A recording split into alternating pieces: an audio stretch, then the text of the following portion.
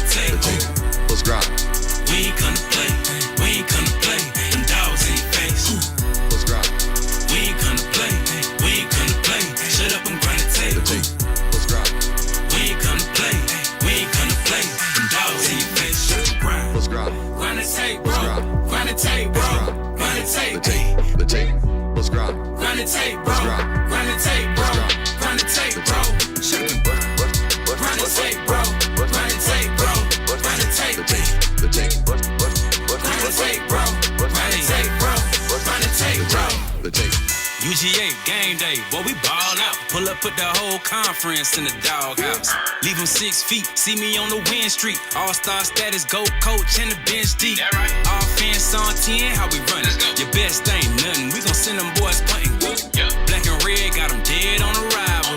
Defense, hunker down for the tie. Hey, you don't want it with the dogs. Found guy on it, you don't want it with my dog. Break it down, play by play, that's the day-to-day. They know we ain't come to play, boy, it's UGA. Kirby smart, I cannot play the fool. Back to back, we did not come to lose. Back to back, like we got something to prove. Pay your dues, dog nation on the move. What's up? We doing a little bit different around here. We ain't come to play, we ain't come to play. Shut up and grind the tape. The tape. The tape. We ain't come to play, we ain't come to play. Them dogs in your face. Let's grind. We ain't come to play, we ain't come to play. Shut up and grind the tape. Shut up. Let's grind. We ain't come to play, we ain't come to play. Them dogs in your face. Shut up and grind. Let's grind. Grind the tape, bro. Grind the tape, bro. Grind the tape. The Shut tape. up and grind. Let's grind. Grind the tape, bro. Grind the tape, bro. Grind the tape, bro. Shut up and grind. Grind the tape, bro. Grind the tape, bro. Grind the tape. Shut up and grind. Grind the tape, bro. Grind the tape, bro. Grind the tape, bro. Shut up. The tape.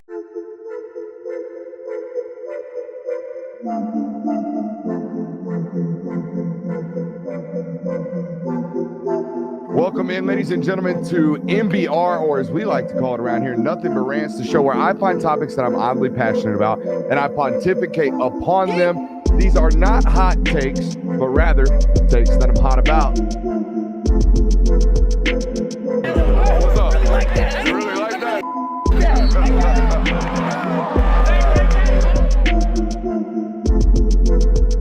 Let's shut up and grind some tape. What is up, ladies and gentlemen? Welcome in to the Film Guy Network on another fabulous and loaded show. We got a saying around here when it comes to Thursday evening. Last show, best show. Jonathan, I coughed over your click. Normally your little click over there lets me know we are out of intro and straight into a zoom out. Well, you know, you're talking about how you were locked in. I actually held off on the click because I saw you were about to cough. Held off a little bit. That way we didn't have a cough welcoming the audience. Bro, that's the only kind of lockstep you get with a man that you spend about 75% of your life with right there. I love you, buddy. Thank you. Yeah, that's good stuff. That's good stuff right there. Welcome in to tonight's show. Love you too, by the way, Kurt. Oh, thanks, man. Yeah, no doubt about it. We got a loaded one for you. We got a wild recruiting story, apparently. Can't wait to talk about it. We're going to take a look back at some of the previous 5 stars. Going to do a little like a recruiting back in the day segment. Guys, I think the industry's gotten a lot better, okay? And that's what tonight's segment is ultimately going to be about. We're going to play Guess That Rating with Jonathan again. You got one athlete for me tonight? Oh, yeah. Oh, yeah. We got a good one? I like it. Good tape? I think it's a good tape. The last one you brought me wasn't good tape, but it was a really highly rated player. Exactly. And I think that epitomized 2026 for us, at least at that position. This time I like the tape. All right, we're going to take a look at this Is it tonight all as well. 2026 class? Yes, this is current class. This is 26 class. What else we got? Oh, PJ Fleck made the show notes. Oh, boy. Get your elixir out tonight. We're going to take a swig. And Brian Kelly making the show notes tonight as well. LSU, potentially playoff or bust. So says anonymous SEC coach. It's anonymous coach's quote season, boys. Honestly, kind of a fun segment. Yeah. Or just the season in general. It's just a good time period of the year where folks are willing to talk, but not under their name. Anonymous. Anonymous coach be getting wild this time of the year. I mean, regular coach speak, as we all know. They're got a lot of respect for them. They're great at what they do. State a fact by them and then move on. I mean, I'll tell you I'll give you my full honest opinion about any subject on air, about 95%. I'll give you 100% off-air anonymous guy. Coaching world, 2 totally different guys. Regular coach on quote, anonymous coach quote. So we got some of those tonight. But I want to start tonight's content with some farmed out content. How about that? Farmed out. Yeah, I love when I can just lob one up to the audience and be like, hey, yo, do my job for a good 10 minutes. Oh. So here's what they're going to do our job for. I went to Twitter the other day. Apparently we need to turn up our microphones. I went to Twitter the other day. Turn it up on Streamlabs, not on our actual mics. Took Twitter and said, hey, who is the most underrated college football coach in this here sport? Christian, who do you think the number one overall submission on this was? For underrated college football coaches. Yeah, the most commonly submitted response in this thread. Now, there was one guy who happens to have a relatively large show that hopped in the thread, and it kind of inundated the responses. But there was one guy who was an original response that this name popped up over and over and over and over again. Was it Mike Gundy? No, it was not. No, it was not. I think the Mike Gundy's underrated crowd doesn't exist because he's been around here 30 years. People have been talking about that guy for a while. Yeah. But no, it was actually Chris Kleiman. Oh, I have Kansas him State on head my coach. list. Yeah. Kansas State head coach was the most responded. This guy's underrated. Now, you win at North Dakota State, and you got a really, really good program at Kansas State. And, yeah, I think he's properly rated. yeah, I'd say properly rated. I view Kansas State as an 8-win program. Yeah. Here's what I think needs to happen. And if you're doing that, you're right there. You're a good coach. And I think Kansas State needs to win a couple more Big 12 championships or, get a couple more 10-win seasons before. But then again, he probably won't be underrated at that point. Whoa, stop the chat. Purple Doritos mixed with Cool Ranch. What high-ass dude stumbled into that combination? I want to meet you, buddy. Who is that? Chase Pitts. You might be onto something. That'd be my cousin, actually. Really? Yeah. I've been carnivore for a good solid 3 weeks now, and I don't want to break it, but that might make me fall off the wagon. That sounds gas. That's crazy. Jeff Brom was mentioned. Jeff Brom was mentioned in this conversation. Jeff Munkin might also be a good answer. Not bad. Yeah. I mean, Army used to be just classic. Support the troops. Thank you for your service. Army messes around now and has 10-2 seasons. I went almost undefeated last year. Yeah, not to do it schedule. But yeah, they didn't used to be that. Yeah, you're right. They had a coach that elevated them. Hey, they handling the hell up out UAB. Mm-hmm. Shout out Jeff Munkin. Support the troops. I said Jeff Traylor. Exactly. Jeff Traylor's Hold on. Okay. UTSA. Yep. Yeah. He's the head coach at UTSA. Ball knower. 46-20 over 5 seasons, has an 11-win season and a 12-win season as well. 31-8 in conference play so far. And you know what he does better than any mid-major coach? He'd be flaming these folks for coming and trying to poach his roster while also telling his AD he's broke and needs some money. Yeah. The UTSA baseball coach did this too the other day. Those guys need to be careful. They're stepping on each other's money. Yeah, I like Jeff Traylor a lot. Jeff Traylor, good shout. Rhett Lashley got mentioned in this thread quite a bit down there at SMU. Yeah. You know who I think is flying very under the radar that was a very prominent name, or at least used to be? I don't think anyone has talked about Dan Mullen at UNLV enough. I mean, he's not going to have UNLV in the championship. They might not be a playoff team this year, but Dan Mullen is a big-name head football coach. Going to a program that is relatively small, was in a conference championship last year. I think he's somewhat underrated right now. Considering where he was, yeah, I think you can make the case that he's underrated. But I mean, this is his first year at UNLV, correct? So correct. Kind of the jury's still out on him. Now, I think he made some promising-ish moves, I guess you could say, in the transfer portal. Big fan of Jake Pope, are you? Hornets Nest, Jake Pope. Oh, but yeah. If it's non-Hornets, What about SI Swimsuit Runway, Jake Pope? Whoa, I didn't even know that existed. Yeah, you got to peep that timeline a little harder. Maybe not, actually. I don't know if I want to peep that timeline. Maybe not, actually. I don't think he actually did the model status, but he was there. Okay. I'm a big fan of Jake Pope at UNLV, though. Yeah, I thought Jake Pope was a serviceable SEC player. Mm-hmm. He's going to be a great mid-major player, I think. So, again, I don't know about underrated, though. I think jury to be out. Mm. But I think I see where you're going, though.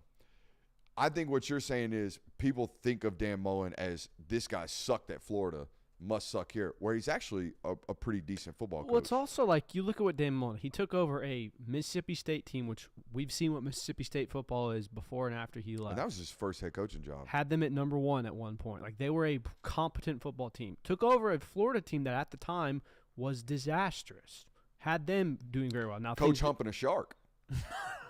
Well, it didn't end up being him, but shout out Jim McElwain. I mean, a pretty easy denial from him, right? There's no proof that it wasn't him, just other than his word. I think there is proof that it wasn't him. Like Dang. He came out and like they revealed who it was. That's a shame.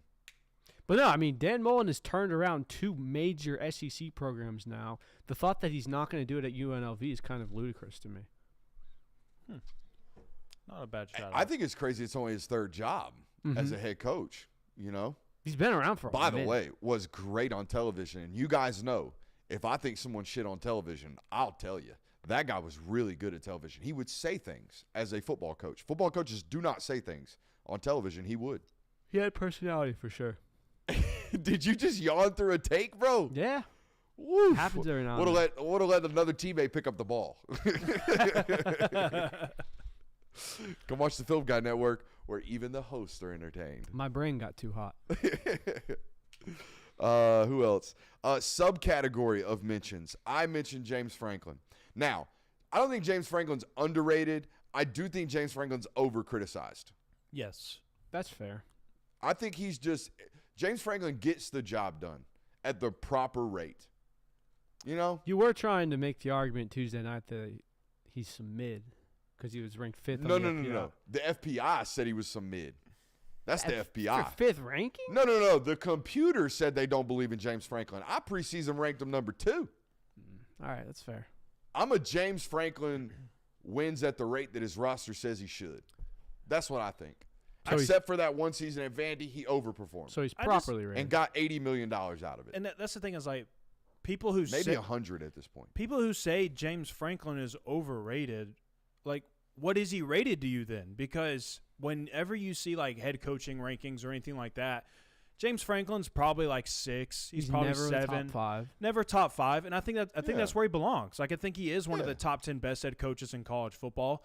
Because, I mean, he is perennially winning at Penn State. He may not be winning national titles or anything like that, but he's a good football coach. Top 7 coach at a program where we just got done ranking the top 9 programs. Penn State wasn't in the mentions. Did not get Nope. mentioned. Okay? So wins at a higher rated a program that people don't think should be there if we made you rank them tomorrow.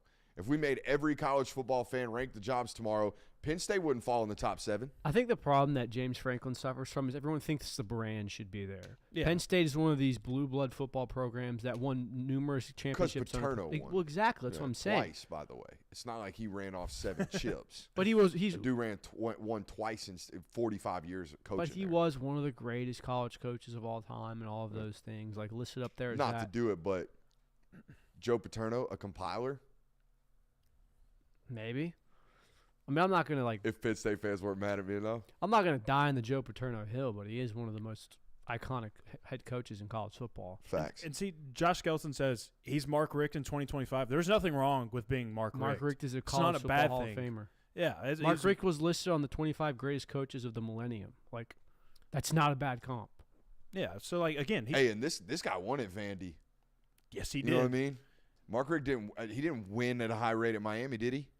He had He had 3 one 10-win season and had that one game against Notre Dame that was cool. Mm-hmm. They sold out Hard Rock for the one and only time in Miami football history. Yeah. I'm sure there's another one. But, I mean, he also only had 3 seasons there. Yeah. So, he had the first season where first seasons are first seasons. He's a 2-stop guy, huh?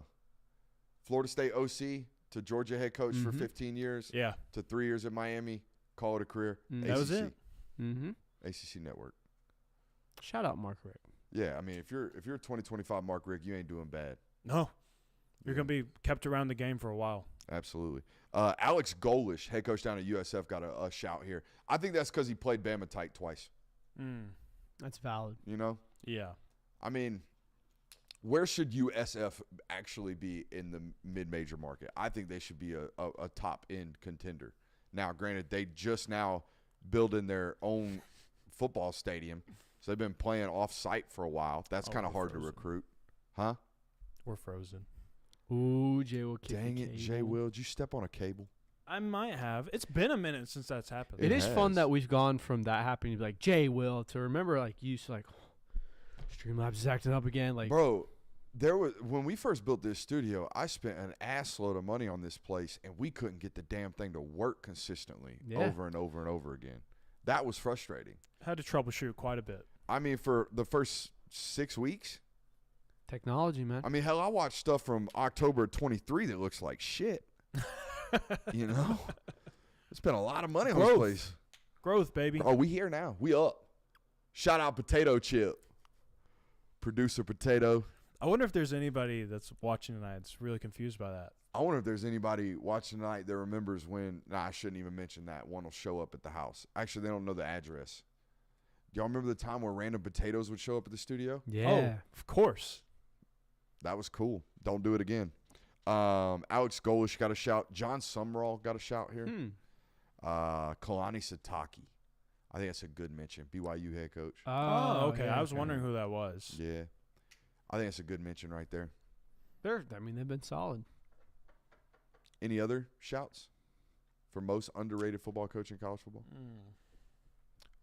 Who's the most overrated?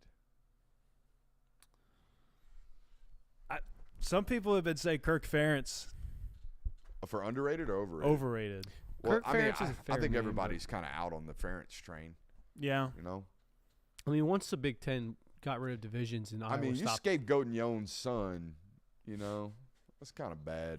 That's bad for business. Hey, there's also been you some got to do what you got to do. there's also been some questionable reports to come out of that program in the last few years, to where it's like, what's Kirk Ferentz doing over there? So Fran Brown got a shout for underrated. I took him and Kenny Dillingham out of this conversation because they get plenty of love. well, not even that. Like, you can't be an underrated head coach after your first season. Yeah. Like, you haven't been there long enough to be underrated. Fran Brown is also, like you said, a star. Like, he's an underground. Everyone loves him. So I don't think he's underrated. What you smirking at? The chat. Yeah. Lincoln Riley Where's might be- Venables at on that? Lincoln Riley might be overrated. Is that what you're about to say? Mhm. But I feel like he's Yeah. kind of fallen off. He has fallen I off. feel like everyone's People have backed off now. the PR hits have stopped rolling in. Lincoln Oh, no. Riley, like, the first year he went to USC was overrated. But I think even now, like, that's fallen That's off. such a hard call to make right there, though. What you just did. How? How was he Buddy, overrated? like, took over a playoff contender at Oklahoma, maintained playoff contender status, and then dipped out. Maintain playoff contender status for At Oklahoma, they were Oh, a 10-win program while he was there. I mean, yeah, they beat up on a questionable Big 12 conference and took advantage of Texas being down to the tune of having Heisman winning quarterbacks consistently, which, great, you're the quarterback whisperer in that, but you got to the playoff numerous times to get your head bashed in by, quote, real football teams. It's not only did you lose those games. I thought he was properly rated when he went over to USC and has only decreased his stock over there. And I think the national narrative around him matches that. I think he's properly rated. I think he's properly rated now. Now. But I think like 2 or 3 years ago, he I was think you're overrated. hindsighting that one. Well, I think if I asked 2022 Christian Kirby, who is still grinding his undergrad degree, I would not have. I've been out on Lincoln Riley since like I was in high school. oh, so you stamped Hill. You were first one, Lincoln Riley scrub. I didn't say he was a scrub. I just think he's overrated. Okay. I do think, though, that, like, hold on. I wish I could have met high school Christian Kirby. why do you say that? Well, he was thick back then playing linebacker too. I did weigh a lot. Probably more. thought he was a lot stronger than he is now.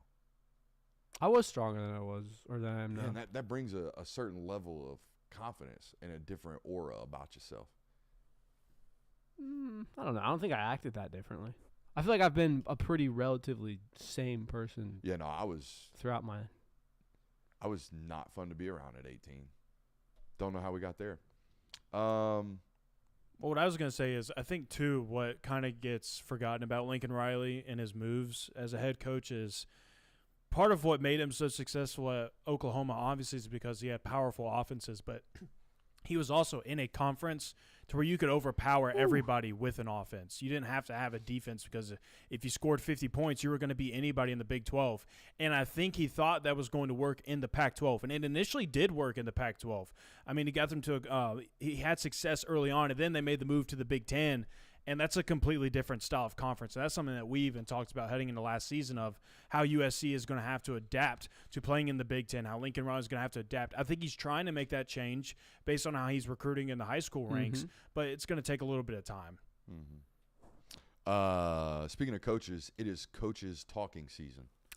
Coaches be out here talking this time of the year, only anonymously though. Even though some coaches take very public shots. You know how many people I talk to now that have obviously connected the Kirby Smart comment to Mark Bowman in USC? It's like, oh, he was clearly talking about USC with the $20,000.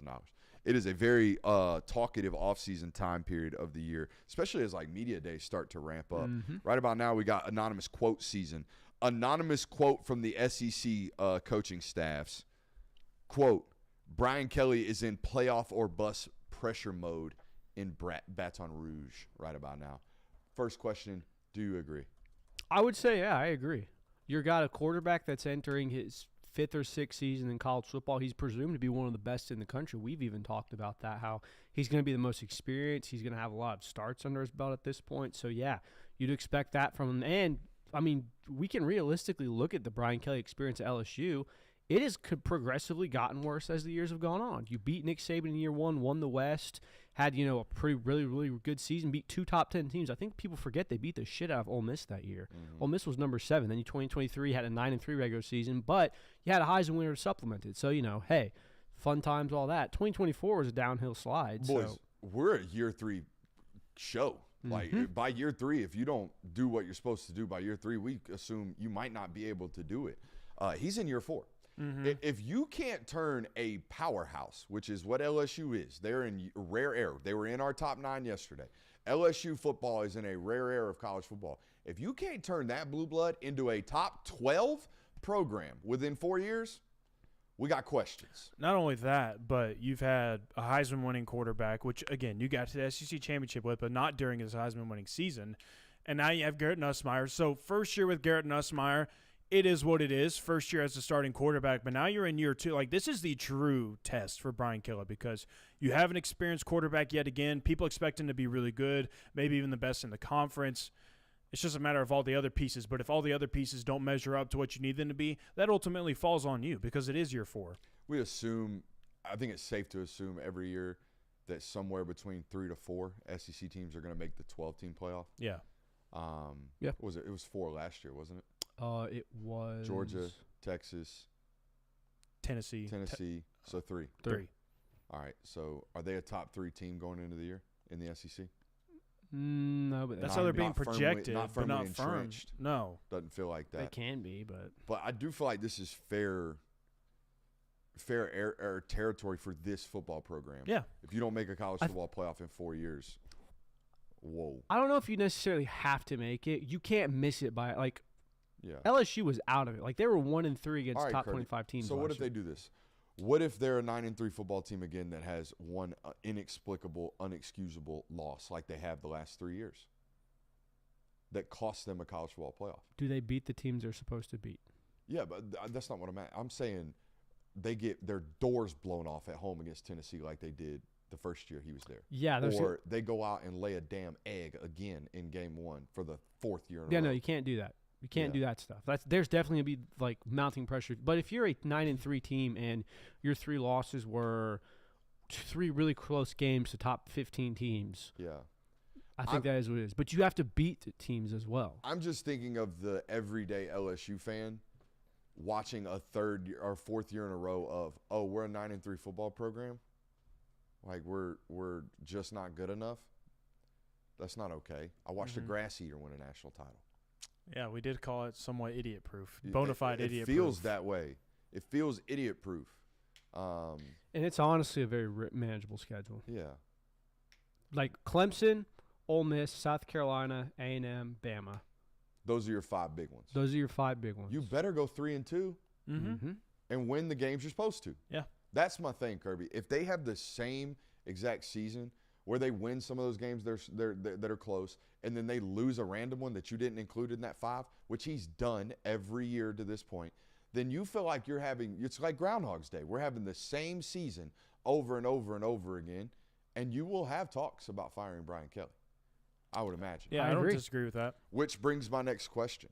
What programs fit into this category, or what current situations fit into this category? And we don't even have to extend it to boom or bust this year. Let's say over the next 24 months, if this coach doesn't make a college football playoff, not win a title, not win a playoff game, make a playoff game, we have to answer question or ask questions about, do we fire this guy? Mario Cristobal.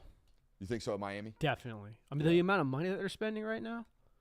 You just spent God knows what for Jackson Cantwell. You spent God knows what for Carson Beck. Like, there's a lot of investments going in the Miami football program. If you don't at the very least make a playoff appearance, Mario Cristobal's can. I'm with that. And I think they specifically apply to 2024 almost, despite the fact that they spent all that money on Carson Beck. Everybody considers Clemson to be the favorite right now. It really feels like it kind of opens up next year, though. The ACC does, considering that Kay Klubnik will no longer be the quarterback at Clemson. Clemson's going to lose a good chunk of their roster. Feels like the doors are going to open a little bit. Next year feels like their window. Got a good question here from the chat. We'll address it. We don't do this a lot. Everyone keeps saying how good Nussmeier is going to be, and I feel like they're not talking enough about the O-line turnover. Am I wrong? No, you're not. You're not wrong. Obviously, they lost 2 NFL players. Will Campbell, first-round draft pick. Where did Emory Jones get drafted? Was he a mid-second? Second rounder, I believe. Mid-second? Mm-hmm. Both like blue-chip prospects on the NFL level at offensive yeah. tackle. Really, really good players. But they were a turnstile on the interior of the offensive line last year. Didn't he get sacked 7 times against Florida? That It was sounds something right. astronomical. They got beat by like Florida. 8 or 9 times. So it wasn't like he had – third-round pick to the Baltimore Ravens. it wasn't like he had a shitload of protection all year last year either. So, that being said, still lost 2 top 90 picks at that position. So they will probably take a small step back. I expect the interior of that offensive line to look better, though. That was the problem It needs last to. year. I mean, they need to Has run the to. football better. Yeah, everything from the line of scrimmage on both sides of the ball, they got to be better at. So I'm with you in that standpoint.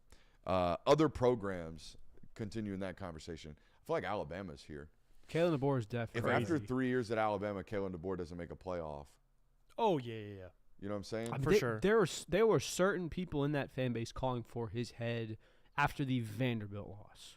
Yeah, Not even the. That's Those- just pure shock, though, those right? people were pulling their own teeth Mhm. after the Michigan loss. Then I would I mean, imagine. yeah, the Oklahoma loss, the Michigan loss. Like, there are people right now that want Kalen DeBoer fired. Uh-oh.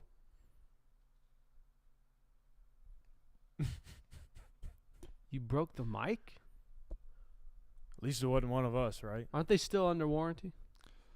No. Oh man, that's tough. We'll figure this out. Yeah, no, That'd be God tough. forbid we break the mic. Oh shit. I have Shane Beamer on the list. Buddy, this guy hot mic'd me on saying Marvin Jones was going to transfer 7 months before it happened. A broken mic's not going to get you fired if that didn't. I didn't say we get fired. I said it'd be a tense show. Damn, you got thrown under the bus there. I mean, it comes back I mean, is around that not every the now worst and then. moment of this show's history so far? Yeah, unfortunately, I was a part of it. A part of it. Yeah, a part of it. Anyways, We're good. We fixed the mic. I love you for that, by the way. People thought we did it on purpose. maybe I did. Jay will say. People hating on my boss. Jay will say we need Let some me clout. shut you up. Let me We get need a, some clout. Let me cook. Let me rumble the news waves a little bit. Let me cook right quick. I have Shane Beamer on my list because, Really? dude, He said it. if you're not going to make a playoff over the next 2 years, really this year, when are you going to do it at South Carolina? When is it going to happen for you? What? I agree with what you're saying about how like you have set the expectations, you have the window now. I also don't know if you have like a rabid fan base such as South Carolina's doing this. Like I think South Carolina fans will be happy if They every just now extended him. yeah, I think South Carolina fans will be happy if every now and then you beat an Alabama or you beat a Georgia or you ruin someone's season and you go 9-3 or 8-4 on top of it. And with a guy that tweets that much about future commits, ain't no way they fire that guy. But the caveat to this is you have the best quarterback in that program's history, and For everybody knows it. They all know it. That this is the best quarterback they have ever had before. So you as a fan know that Now or never. like it does kind of feel that way, and I felt that way about this of saying how this is a big window for Shane Beamer to really capitalize on, and it sucks that the fact that they have a really tough schedule this year because I think there is an opportunity that they go 7-5 this year, and it'd be okay because your schedule's that brutal to close out the year.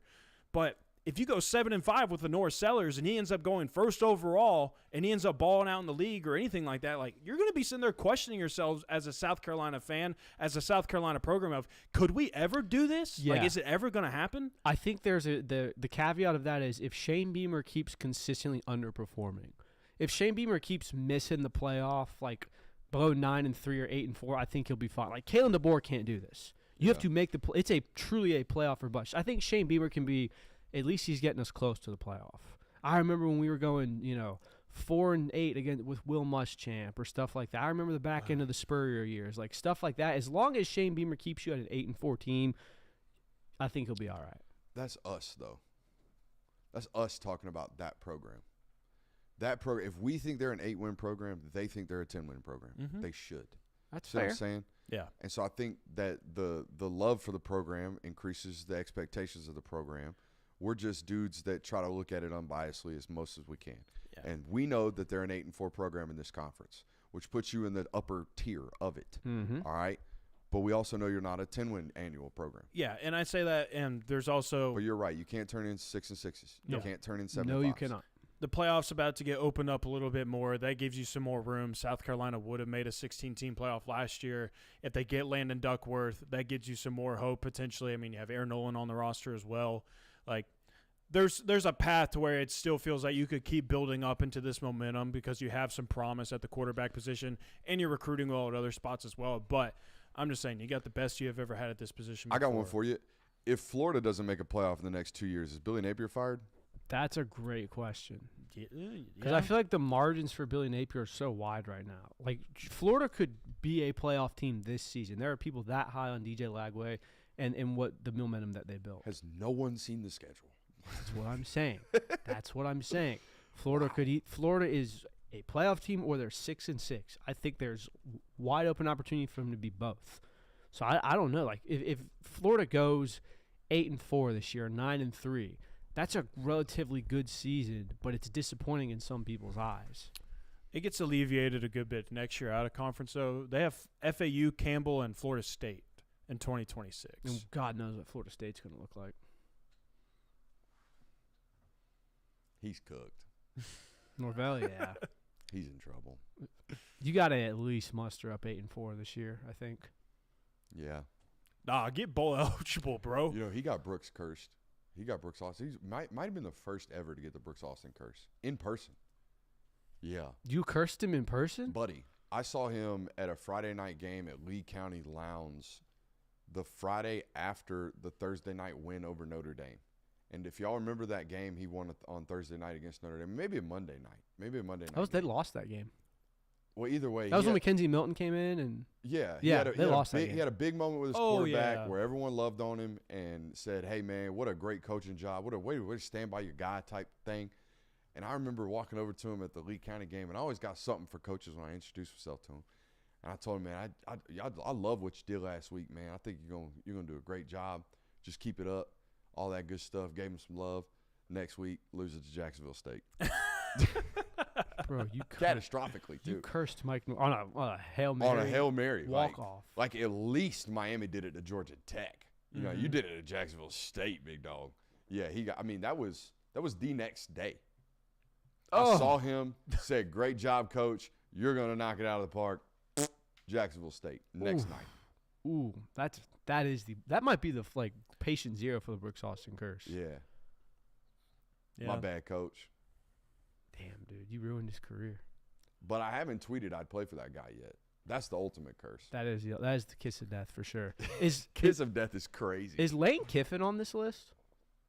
Of If you don't make the playoff No. in 2 years, are you fired? No, I don't think that's the standard for Ole Miss football. No offense, Ole Miss fans. So why is it the Standard for Ole Miss football is like 12 to 25 range.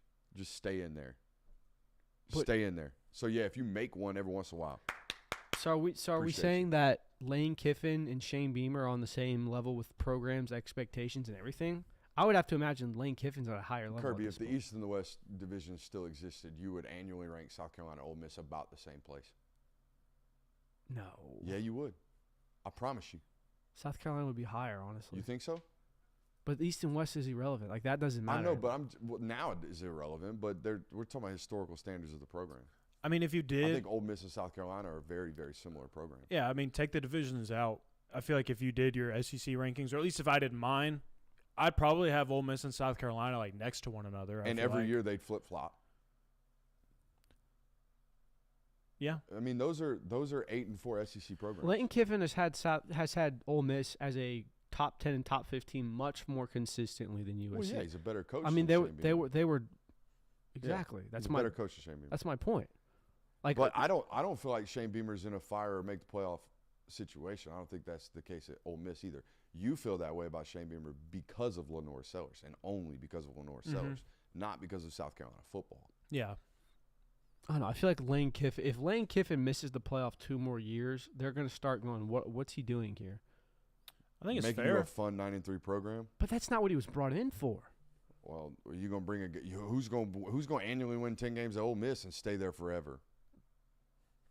I mean, there's about 90% of programs we can say that about. I personally think the way Lane Kiffin's been talking about the city of Oxford and about his life in Oxford, he is there for good. I guess here's the better. Both ways. They won't fire him. He ain't leaving for a prettier girl. That's the way I feel about Lane Kiffin and Ole That Miss seemed right like now. a dig. But Huh? That seemed like a dig. Why? but I think that Guy did spend 4 years in Boca. he can't keep missing the playoff because of these same reasons that have been keeping him out of like national title contention or playoff contention, of losing to Kentucky and Florida in the season to keep you out of a playoff. Mm-hmm. That's what's continuously happened with Lane Kiffin. Of if there comes a game where you feel like either you should win or you need to win, oftentimes he hasn't delivered. Now, he did beat Georgia last year, but again, you follow that up by losing to Florida and completely smothering any of your playoff hopes. So if that happens again this year, or even like the next 2 years, then, I mean, people would get fed up, I feel like. It feels like it's inexcusable. Do y'all want to continue Coaches Say? I got another Coaches Says. All right, this time we'll play a game of Big Ten Coaches Says. All right. What do you think Big Ten Coach says? It's got to be something about Michigan or Ryan Day, or the 9-team scheduling, because that's the only thing people can talk about right now. That's a good guess. What do you got for me, Jonathan? What did Big Ten anonymous coach say?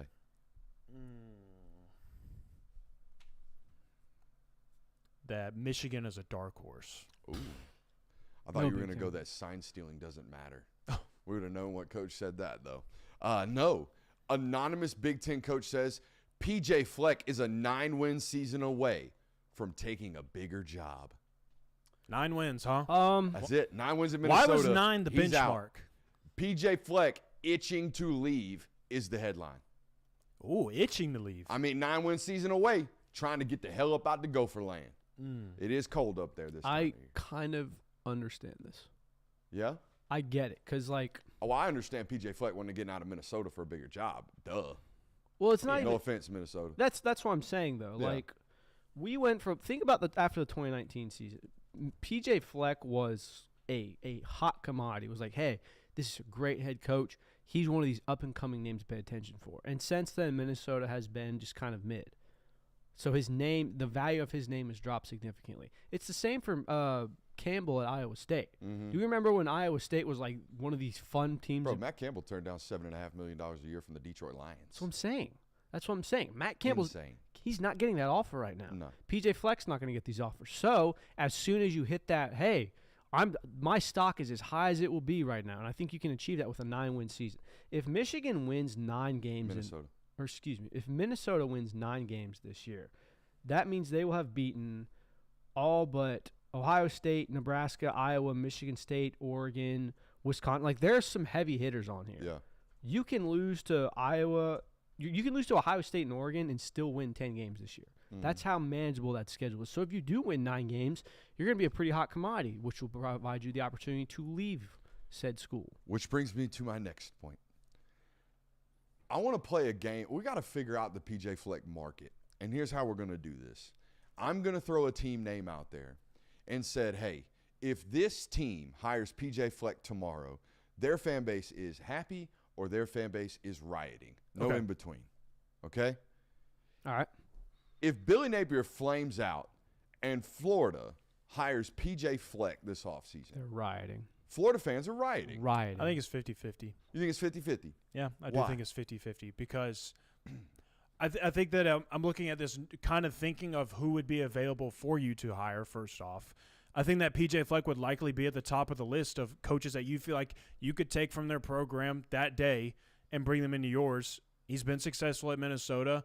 Of the names that could be available, I think PJ Fleck would be a solid hire, but I think there's also fans that would be like, are you kidding me? Like, this is the best that we could do. We're the University of Florida. New game, Fleck or heck.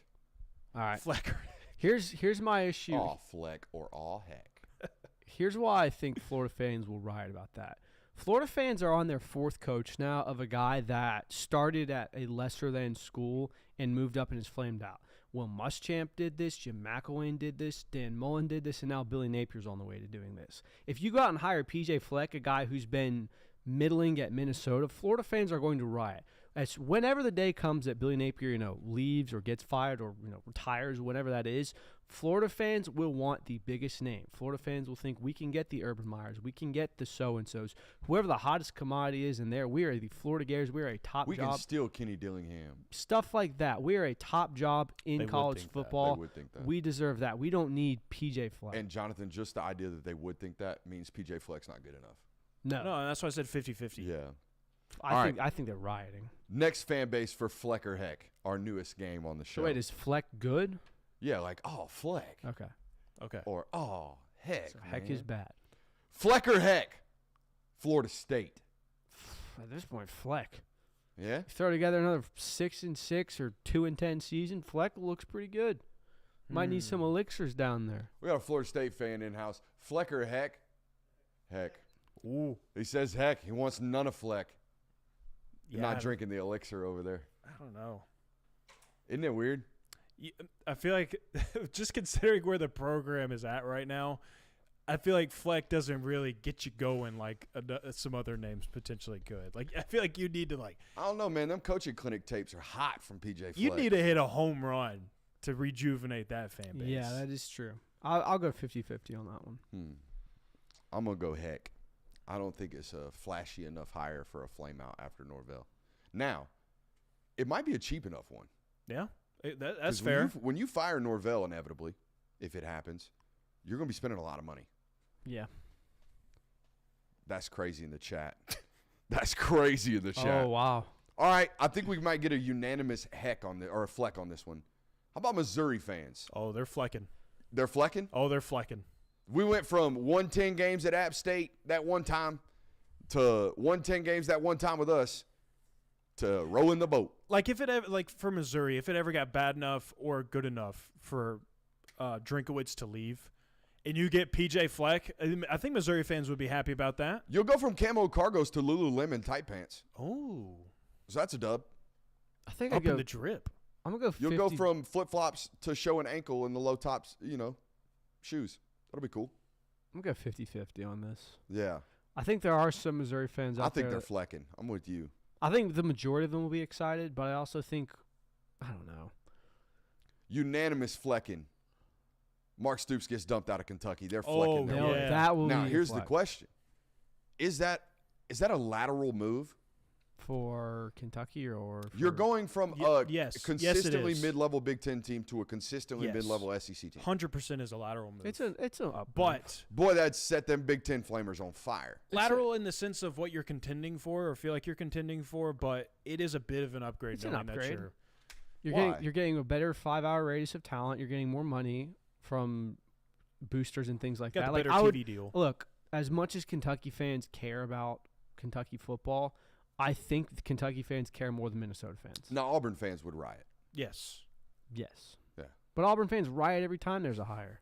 No, they didn't riot after the Hugh Freeze hire. They didn't like the Hugh Freeze hire. There were a lot that were critical of it. Well, because of the things. Well, yeah. But not because of the winning. I thought most Auburn fans were like, shit, this guy beat Nick Saban at Ole Miss. 10 years ago. They don't give a shit. They fired Gus Malzahn. Yeah, but anytime you get a chance to hire somebody who coached a game from a hospital bed, you do it. You do it. I think there's only been one opportunity to do that ever. We're 1 for 1. About in a thou wow on that one. Thou wow? A thou wow. You want to talk recruiting? Let's talk recruiting. So what do y'all want to do first? Do y'all want to go through the 5 stars and say where they're going and project the available ones, or do you want to do old school recruiting? What's the old school recruit? We're going to take a look at Penei Sewell and then look at another 5-star that was ranked higher than him for some random Let's reason. watch some tape on. All right, let's do it. All right. So Penei Sewell, one of my favorite offensive linemen ever to evaluate, particularly back in the day at Oregon. His Oregon cut-ups and his Oregon tape is like teach tape for, I have an athletic specimen at tackle, but not only do I have an athletic specimen at tackle, I want to do fun shit with him. I want to reinvent my offense. I want to do cool things with him. And you've seen Ben Johnson, when he was there with the Detroit Lions, do the same exact thing with Penei. They've thrown passes to Penei. They've done different things with Penei Sewell that you don't do with normal tackles. 2 things about this. One, he was not a 5-star. I thought that was just blasphemous. The other thing about this tape, for some reason, and this is why we're doing this tonight, the industry, in my opinion, has gotten way better. For some reason, the industry looked at this tape and was like, that's a guard. I don't know why, okay? So let's watch it. Now, I was still in college at this point, so I wasn't at the platform to be flaming You're wanting folks. Penei right here? Yeah, I wanted Penei. This Okay. is the other guy that's not very good. The other guy finished his career at Texas State despite being a 5-star. So let's watch this. This is Penei Sewell tape. And again, watch this first clip and be like, yeah, that's an offensive guard in college. Watch all these clips and be like, yeah, he's not going to survive at tackle. Now, I understand he's like 340 pounds here. This is the heaviest that Penei Sewell ever was. Remind me what his height was. Dude, he's 6'5". Yeah, the way he moves, Who there's no way. Who watches that and is like, yeah, Yeah. he ain't going to play tackle in There's college. no way. And again, I understand this is the heaviest he ever was. He don't look like this now in the league. He's Whoa. way smaller. Or way more fit, I should say. I was about to ask, was it a pass pro issue? But no. Jeez. No, I don't know what they were doing. Especially, like, this was, I think, the 3rd or 4th highest ranked tackle in the consensus rankings. Wait until you see the number 1 ranked tackle. It made no sense. Yeah, dude, that's 340 moving like that? Yeah, guard, though. Remind me where he played. This would be Hawaii football, right? That might have some. No. They're from Utah. Mm-hmm. Aren't the Sewells from Utah? I think so, yeah. I think they're from the Salt Lake area. Okay. Oh, my Lord. Shit. Wind that We back. just watched a murder. Why was that not your first tape? Yeah, let's not jump, ladies and gentlemen. Oh my God. That kid was bitching for a hold. Yeah. It got death planted. Yeah, he played high school in Utah. Yeah, ball nowhere. You can turn your back within 5 yards of the line of scrimmage. Whew. Look at that acceleration. Did you see the change in speed from a 340-pounder on this clip? Watch once he realizes the guy's trying to set the edge on him and turn this back in. Right here. After the highlight, whoa, just close space on a little dude. Bro, what? Shut up. What? Ooh. Did you see him spin? Full speed spin, not fall on your ass, and go make a play. What? Hey, a guard, though. Yeah, there's no way. You know what I'm saying? So, like, that alone, thinking that this kid's not going to survive out on the edge, watching that, is crazy to me. All right? And then you add on top of that we rank this guy coming up ahead of this, okay? Let's go watch this tape. This is him right here? Yeah.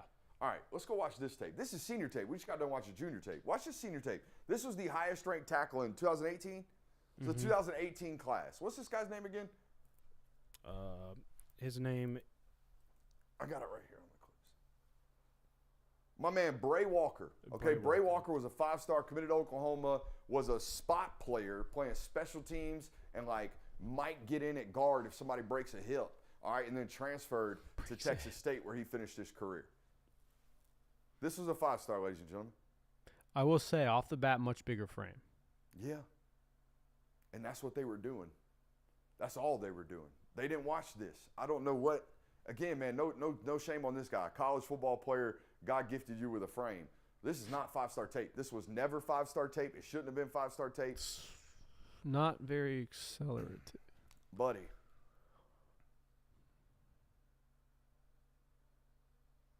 Not great acceleration. Yeah, there's know what just I mean? no pop. Nothing pops. Nothing pops about the tape. Nothing. Very much, I'm bigger than everyone, so I can just catch them and stop them from going Kirby, anywhere. honestly, I think what might have happened in this is this was a kid that must have showed up to the opening when it was a thing and had one good day in one-on-ones, and everybody's like, Jesus, did y'all see that guy? And they didn't watch the tape on it. This was back in the days like of the opening where you did the one-on-one drills. You could do 17 jukes, put a kid on his face, and you were a 5-star. Which is unfortunate, but you went viral doing it. Everyone's like, "Oh my God, this kid's." And then people started catching like, "This isn't real football. That shit's never gonna work." Do you remember Kenyatta Goodwin? Yes. So, it reminds me very similar, and I know that was more recent, and the industry missed on that one. I didn't, but the industry missed as a whole on that one because we saw such a drastic body change, and he's 6'7", or I think he was actually like 6'9". But you see a guy like that, I think it's a very similar thing. I think he had a good day at one maybe opening or one maybe camp, and it went nuts like this. Is the Nike opening still even a thing? No. Now, Elite 11's trying to bring it back. That's the best clip he's got, but even that. But yeah, I just don't know how. I don't think the industry would miss that bad anymore. Or at least right now, watching it as closely as we do when we watch these things, we're not like, whoa, that's not normal. That's not right. That doesn't make sense. These guys are bad at their job. We're not doing that right now actively, and we're researching it way harder than we were back then. I think this is also the era of time when recruiting was mostly done through going to these mega camps and seeing how players did. And like you said, you were a couple of good one-on-ones away, and my God, how tall is this guy, and all of that for being a 5-star. I think, and nowadays, I think these systems, right, 24/7 on 3, I think they're far more reliant on coaching evals than they are their own.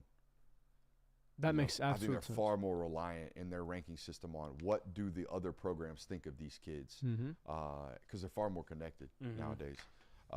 So yeah, there's that. I thought that was an interesting thing to do. Just go back and look at that and be like, whoa, how'd they do that? Now, other thing I think is interesting, guys, we are in June. It's June 5th. And I'm looking at these blue chippers, right? These 5-stars on these consensus rankings. And I feel like I kind of know where most of these guys are going to go. Okay, most of them are already committed, right? I think half of the top 32 players in the country are already verbally committed to a university.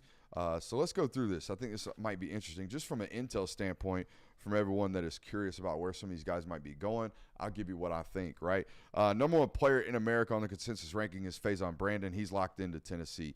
Zion Ely is currently committed to Maryland. I don't know if that's going to stay locked in. I feel like he's at least approachable with regards to his recruitment process, or at least hasn't publicly shut it down yet. Because Keyshawn Henderson has. The Houston commit. Like a couple hours ago. Yeah, a couple hours ago, right before the show, said, I'm canceling my visit to Florida State. I'm going to Houston. Tristan Keys is committed to LSU, but he is very, very available right now. So Miami just got done with the official visit.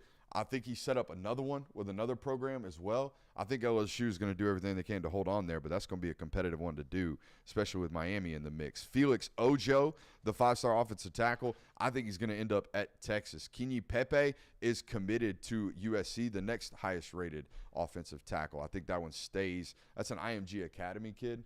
We'll see. Lamar Brown. He's their highest ranked in the class now with Xavier Griffin gone. Correct. Lamar Brown is a 5-star offensive tackle. D lineman, excuse me. I think he's going to end up at LSU. Xavier Griffin, I think he's going to end up at Alabama. If he doesn't end up at Alabama, I would look out for Texas in that one from everything that I've heard. Even though LSU's trying, Miami's trying, everybody's trying. I think it's really Bama and then Texas followed. Jared Curtis, obviously, to Georgia. Jackson Cantwell to Miami. I think both of those are solid. I tend to believe that Cedarian Morgan is going to end up at Auburn because I think Bama is in heavy contention for a lot of these other names on this list, Xavier Griffin included. So it's a financial game at this point, and I think you're going to have to start making some selections. Cedarian Morgan probably, I think Auburn, and then Bama, and then Georgia, right there in that kind of like 3 range. Braylon Womack, safety out of Mississippi. How about a Mississippi safety? I think going to go to Ohio State. I think. But, again, just like we had the conversation with Bama and just like we had the conversation with Auburn, I think Ohio State's in the mix for Jet Washington, Kobe Bryant's nephew. So you're going to have to start maybe picking and choosing. Ryder Lyons, the number 2 rated quarterback, number 3 rated quarterback in the country, I think is going to Oregon. So that's an interesting one because reading other recruiting sites, USC is getting up a lot of momentum here. Yeah. So the question I have for you is if he lands at USC, what is Oregon's next move? Because it felt like Ryder Lyons was a contingency plan after missing out on Jared Curtis. If you punt on the class. Oregon has a QB in the class, I thought. Do they not? Yeah.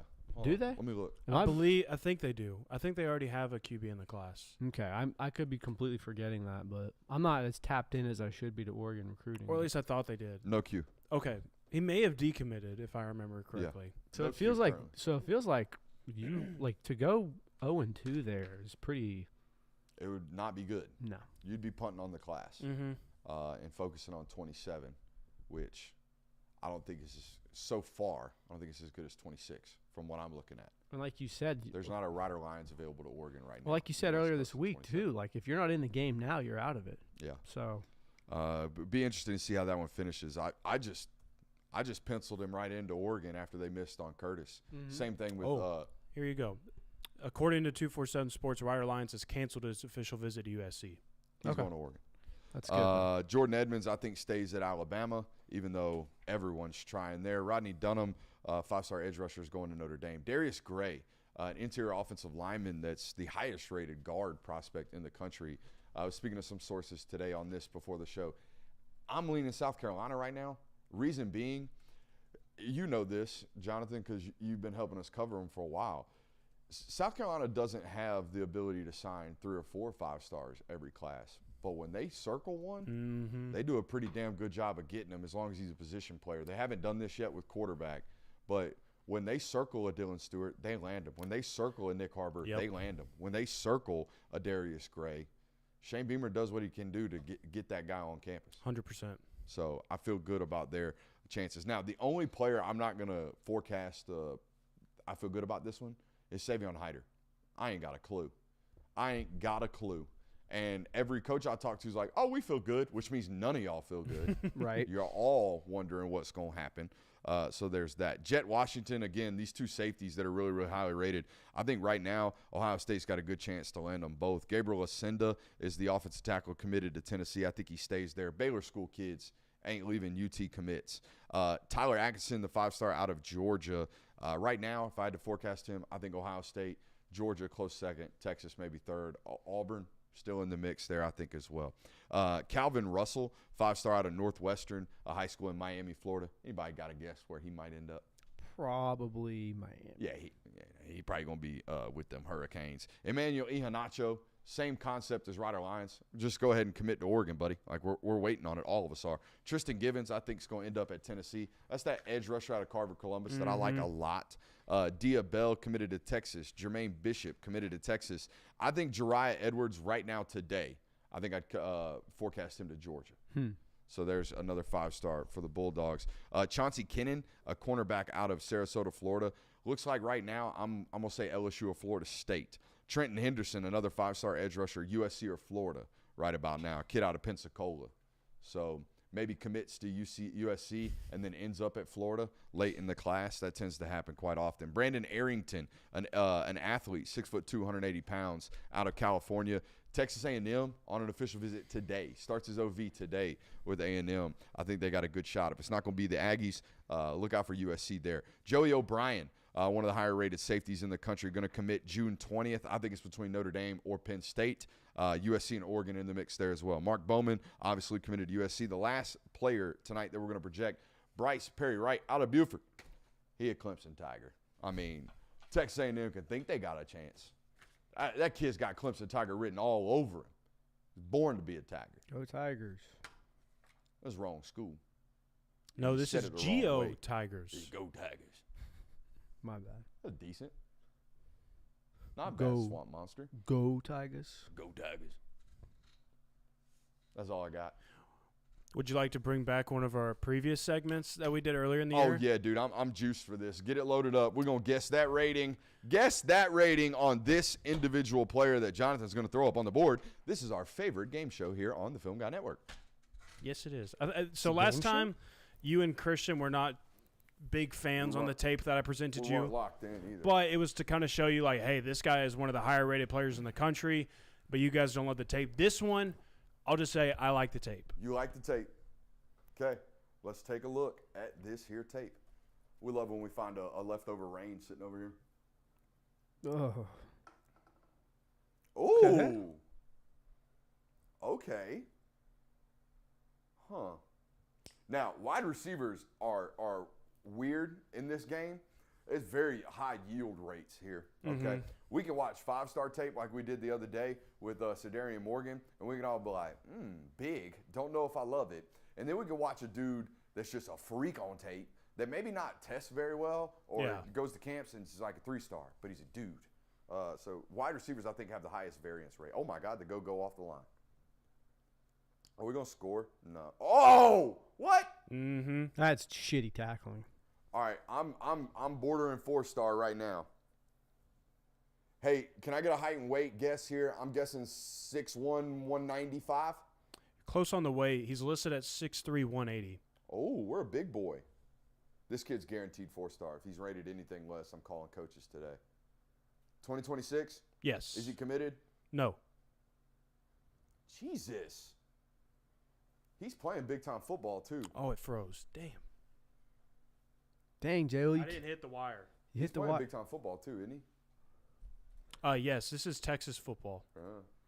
I'm gonna My say. bad, chat. I'm I gonna should've say caught that. 3-star. That Just would blow because. my mind. Just because the tape is too good. Keep playing if, the tape if when we we saw get a chance, so chat can watch it too. Okay. if we saw tape like this from a 4-star, we would know about this kid. You think so? This clip right here is nuts. Yeah. These next 2 plays are like, what in the world? The immediate life right there is insane. Do we got track times too, Jonathan? Let me check on that for you. This is not Booby Feaster. All-time name though. He's a 27 as well. Oof. Yes, we do have track times. Logged 100-meter reps of 10.9 and 10.95.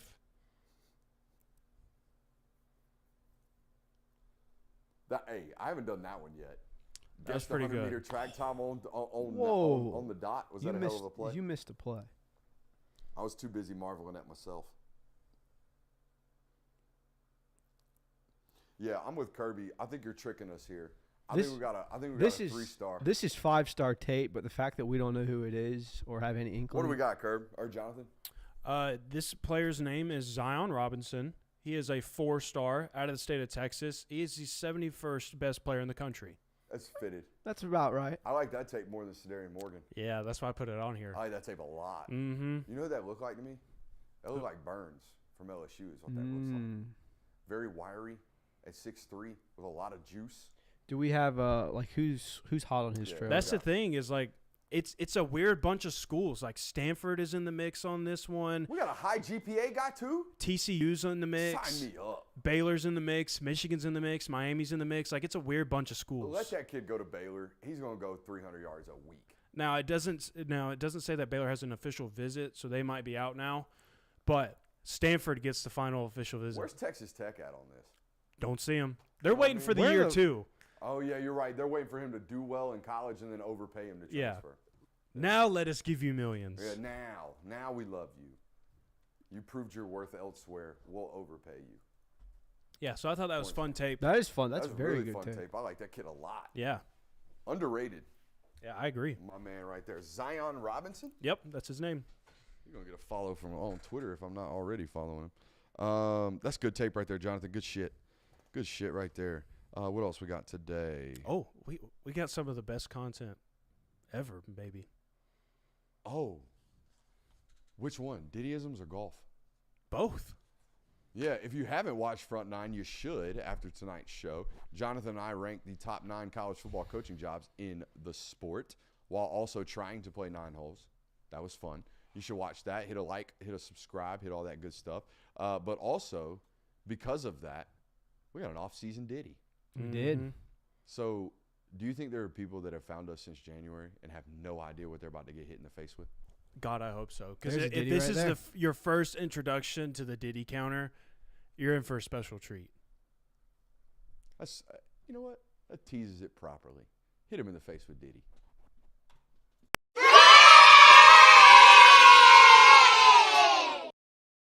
Everybody loves a comeback story. You know, so let's give her a nice poke with this here 5-iron. Hey, yo. Oh, man, I can feel that camera on me. It doesn't feel good. That might be in the hole. Oh, yeah, baby. Give it to me. You go get this out of the hole for me, buddy? Oh, my God, that'd get me off. So we're going to whack her into the bush. We'll take the stroke. Bro, if we die like this, we're smoking Murray ass. Oh, yeah. Come on back, baby. Why are you looking at my ass? I mean, you know me. Okay. I'll be checking dudes. I'm not afraid to let you know that I peep dudes. Rip it and rip it, baby.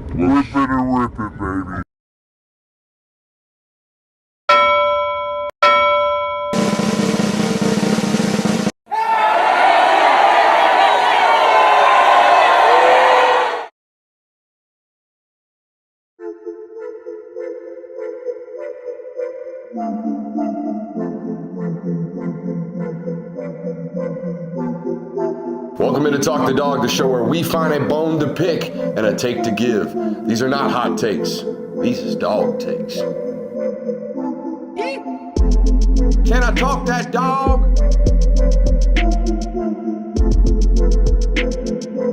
What's up? You really like that?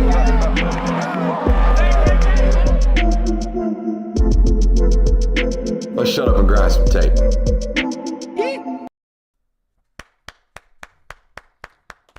In all honesty, dude, like, I know that's a hard thing to do every week when you do it during the regular season. I thought it was your best job. Oh, Video thanks, editing's not easy.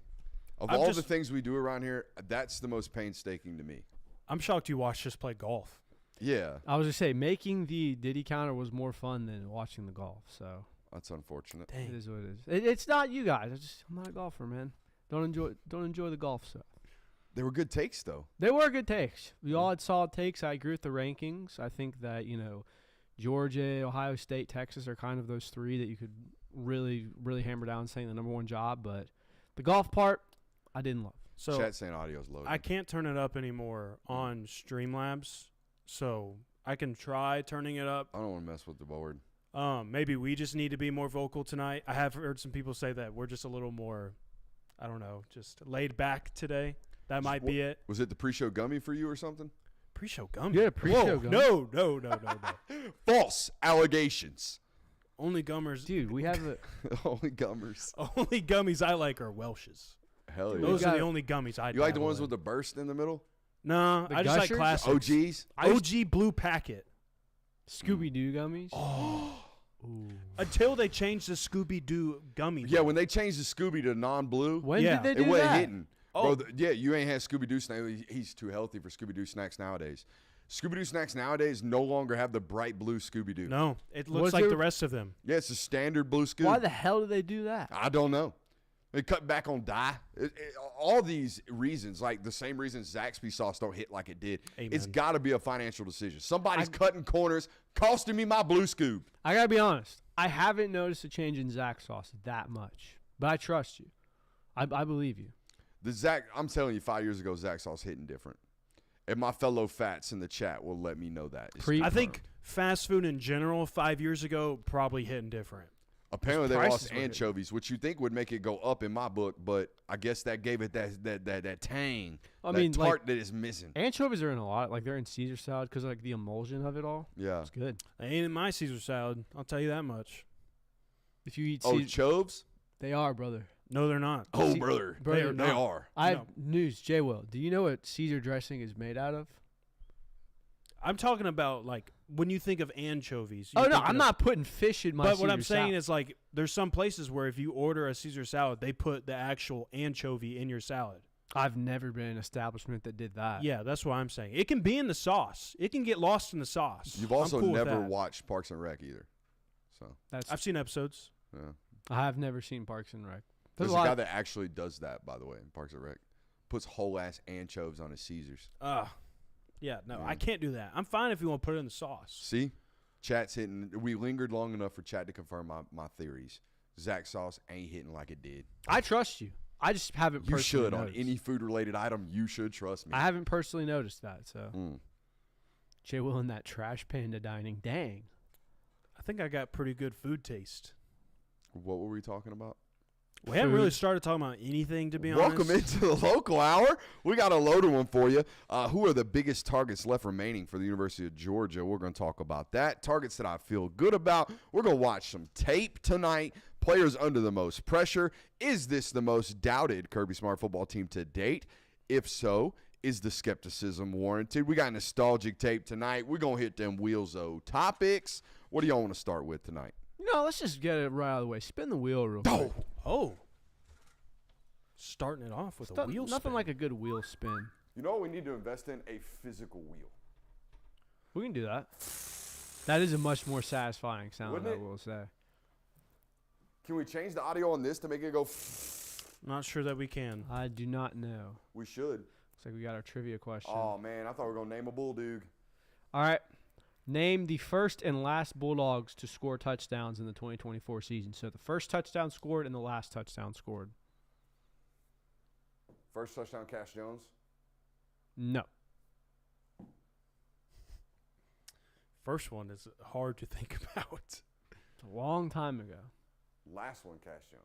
Last one was Cash Jones, the gunner stock. Should have Last been one, Cash Dylan Should've Bell. been Dylan Bell. Hold on. I should be able to get this Clemson one. It was in the second half. Yeah. Didn't score a Oh, touchdown. Kobe Young. There you go. Oh, yeah. Goal Fade ball. Goal Yeah. line fade. Go on, fade ball. What was that? Cake money. Let's hit it again. Why not? Why not, dude? Why not? Why live? not? Dude, it's I'll live Thursday. a Why little bit. not? Who's the first UGA player to what? Ooh, jersey number 2, Richard LeCount. Brandon Boykin. Brandon Boykin was my answer. First ahead, Richie. How about Jason Stanley? Huh? That's a deep cut for Say him. what now? Bro, what? Jason Stanley. Jason Stanley? Jason Stanley, dude. No, I'm just kidding. But no, he is. Richard LeCount's a good one. Asher Allen was number 6, I believe. Or was he number 2? I think Any he good did wear offensive number 2. players to wear it? I don't think so. Number 2 hasn't really been a big offensive. Kendall Milton. Yeah. Kendall Milton was good, but Kendall Milton wasn't like. No Qs have rocked it. No. No one big from the 2s. That's interesting. That is. I mean, it's a pretty popular number. Kendall Milton. We already named it.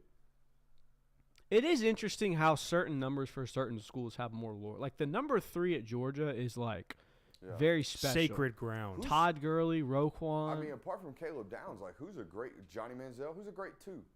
Johnny Manziel's definitely one. Cam Newton. Justin Jefferson wore 2, right? Wore 2. Cam Newton. There's a lot of good 2s out there. Yeah. Justin Jefferson did not wear 2.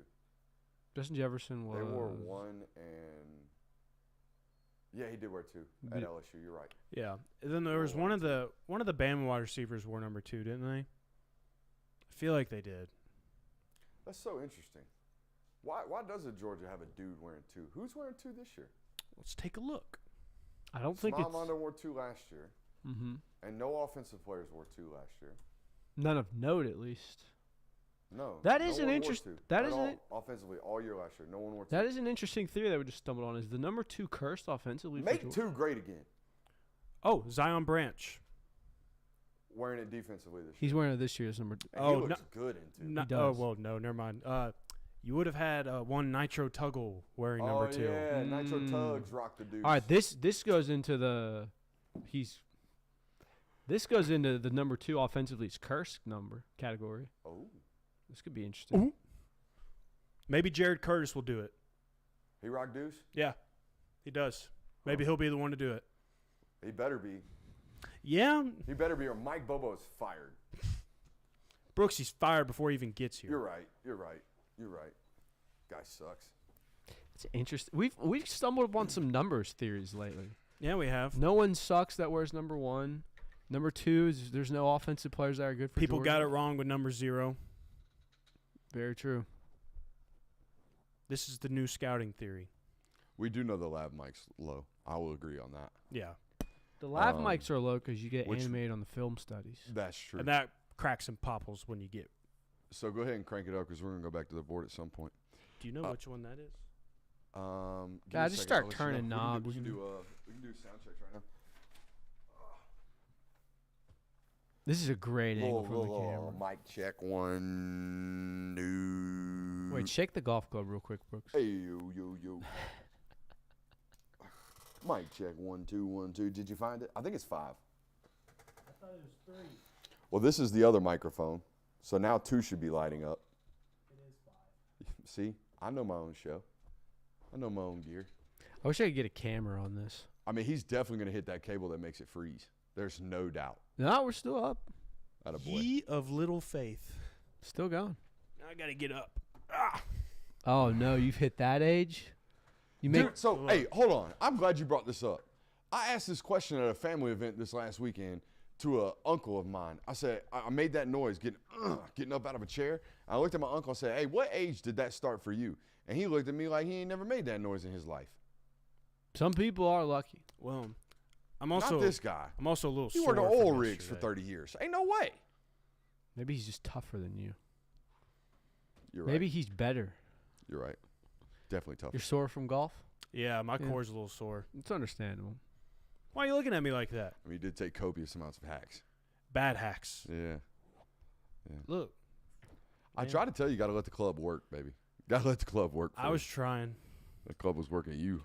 Plenty of people wanted to let me know that my clubs are too short. Again, people, I Buddy. did not buy these clubs. These were gifted It was free also- clubs. It was also my favorite part about that. The very first thing I said before we even took a hack was, guys, we know we suck. Oh yeah, We know. trust me. I was very well aware. Also, But I want to get better for sure. As much as I love everybody's coaching, tips, I feel like trying to fix someone's golf swing is like one of the hardest things to do because there's so many ways you can fuck it up. Oh yeah, Probably, very minuscule yes. movements. That was one of my most fun things to do though, content wise. Oh, I had a blast. When we were playing golf, which Okay. you don't do. I did not do it. Any chance you want to ride along? I might ride along for one.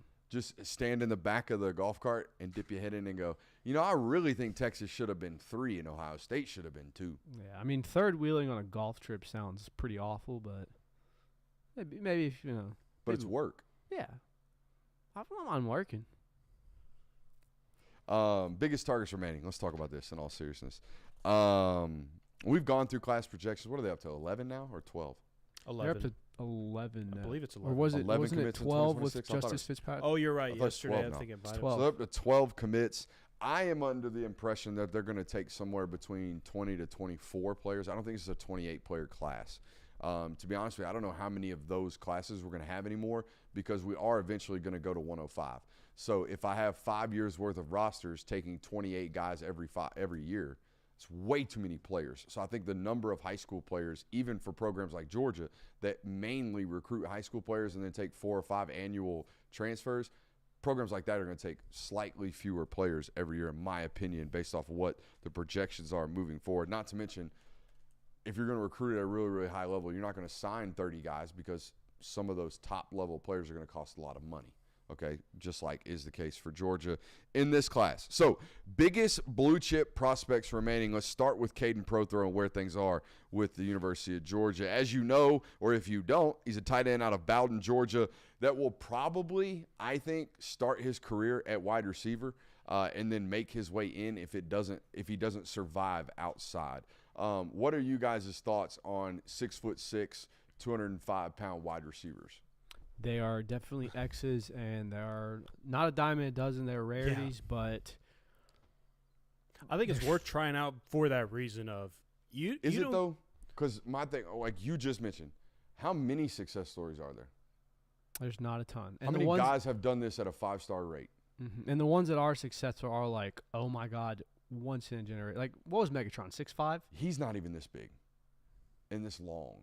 You know what I mean? Mm-hmm. I'd almost say like, put this guy as your H or Y.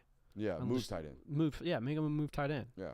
Like that seems to be where the future goes now. Where it's like you can mismatch these linebackers and win jump balls. Like there's a lot of corners in today's Mike game. Evans is the best example Yeah. of this. Yes, and again, Mike Evans is a Hall of Fame wide receiver. Yeah. I And know. Mike Evans moves like a 6'3" guy. I know that pains you to hear that. doesn't pay me to hear that. I know you He's did. the greatest buck of all time. I don't really hate the Bucks. The only time I truly hated the Bucks is when that They're fraud not Tom good Brady enough for was you there. to hate him. Did you just call Tom Brady a fraud? My dad used to call him the Succaneers growing up. That's how bad They're they were. definitely been better Oh, because I the heard conference, worse for the them. division overall has sucked. But With an F? I don't hate Mike Evans. Oh, starts with an F and ends with ears. Oh, Yeah. Yeah. we'll throw him up, beat him up, huh? Yeah, dude. Oh, okay. I see Yeah, where you're dude. going with that one. Yeah.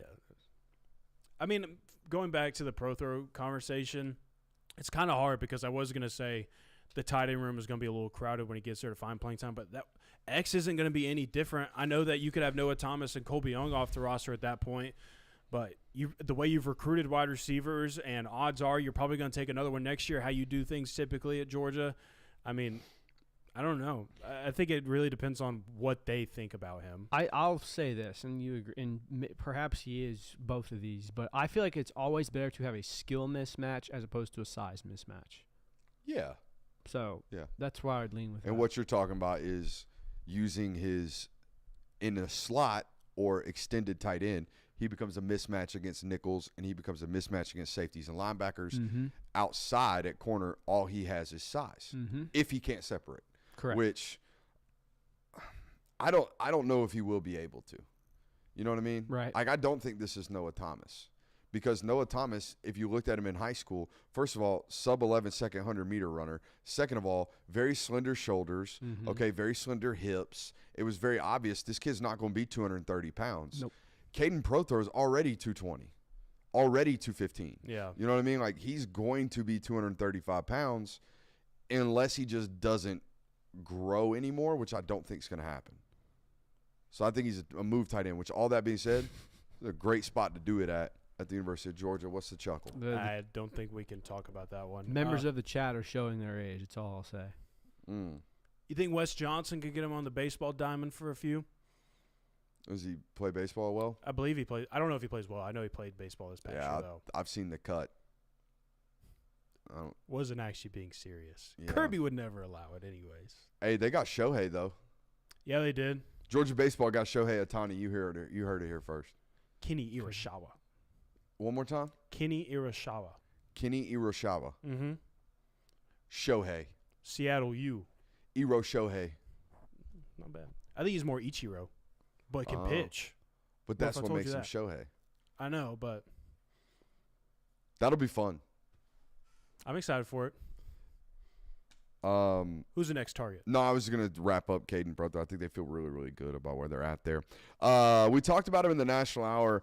I don't think you're going to land him, but he's worth talking about. Sedarian Morgan is obviously your biggest target at wide receiver right about now. Correct. And at least he's listening, right? You're going to get a seat at the table, and it sounds like to me right about now you're a really, really competitive third-place team. And correct me if I'm wrong, because I don't remember exactly how the Ryan Williams, how the Jeremiah Smith recruitments went. It feels like Georgia's getting closer than they've been before with these high-profile wide receivers. Yeah, I mean, it's the James Coley effect. That's what I'm going to say. That's what was my point was like. There's also this weird thing going on right now where Cortez Hankton's a really good recruiter at LSU, and my man Matt Luke is crushing it at Clemson right now. Mm-hmm. And both those guys did this right here at Georgia. Yeah. You know, it felt like the last 18 months of both those guys' runs at Georgia, it was like, wait a minute, what's going on here? Where's all the recruits? Yeah. Like, it was cool you signed George Pickens and Dominic Blaylock 3 years ago, but what's up with 4 attempts at Ladd McConkey? Hold up. This logo don't recruit itself? Yeah, wait a Dang, minute. I got to work? Damn, Shit. I gotta do shit. What's going on here? Let me get right real quick. There's like 2 years where Matt Luke signing Griffin Scroggs. Damn. We're a few years removed from that. I think we can be honest about The it. government named you. You know, he might have been listening to this show for 5 years now, and I don't think he is anymore.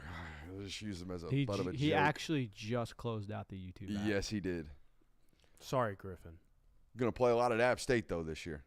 Hey, App State. Ain't nothing to joke about. But what do we make of that? I know it's not on the show notes, but what do you make of Cortez Hankton signing 1 5-star his entire time here and signing Tristan Keys year 2 at LSU? Well, Or on the precipice of doing so. I don't know if he's going to hold on to him. now, Is it something to make about? You know what I mean? I think it could be. Now, I think there's a couple of things you could attribute it to. Like, one, maybe it was, dang, I didn't cut it at Georgia. Like, that might be a wake-up call for you. Like, I couldn't even really get the job done at a school like Georgia with those resources. Maybe that's a wake-up for you a little bit. And I think also you have to think about, one, Matt Luke is at a university in Clemson right now, who we all know has been horrible in recruiting offensive linemen. There's a lot of pressure on him to do so. You got to get the job done. He's certainly woken up a little bit. And then we know the deal at LSU and wide receivers. Like, they prioritize those. Like, that's their bread and butter right there. And also to Matt Luke's credit, he left Georgia and kind of we saw that tapering off, I think because he just got burnt out on the work. He came from Ole Miss as a head coach, and you go into a Kirby Smart coached room where it is you are practically working like a head coach. And I think he just got burnt out. So that recentering at Clemson's probably been good for him. I'm glad you gave that take because it's going to sound like I mean, the dude did win 2 national titles. Yeah. I don't mean to act like he didn't do a good job while he was here because he did. He just didn't set you up for when he left. And that was the problem. And I think there's no coincidence he retired. What you're talking about is 100% true, right? Dude got burnt out. Mm-hmm. And you can see it in the recruiting results. You can see it in the retirement. You can see it in the revigoration in his efforts now at Clemson. Yeah. So yeah, I think that's the answer for Matt Luke. I don't know if the same can be said for Cortez, but sometimes different environments work for you. I think the Cortez thing's a whole lot more to do with the fact that he's a Louisiana guy coaching at Louisiana. Sure. Yeah. You get that look. Weird thing, he keeps coming down here. I don't know what you're doing over here. Stay over there. Focus on your state. You're going to find one. You'll be a whole hell of a lot better off if you just focus over there. You ain't got to come over here. I'm not saying that because I cover Georgia. I'm just saying, dude, you ain't got no business being over here. You got plenty of dudes over there. Focus on your state. Your high school football coaches will like you a whole lot more for doing it. Stay in your lane. More prospects. Here we go. Tyler Atkinson. This is a weird one. There's no doubt in my mind that the budget for Tyler Atkinson has been increased, right? Yes. Your allotted budget. That being said, they're not going to overpay. Now, they don't know what it is. They have no idea.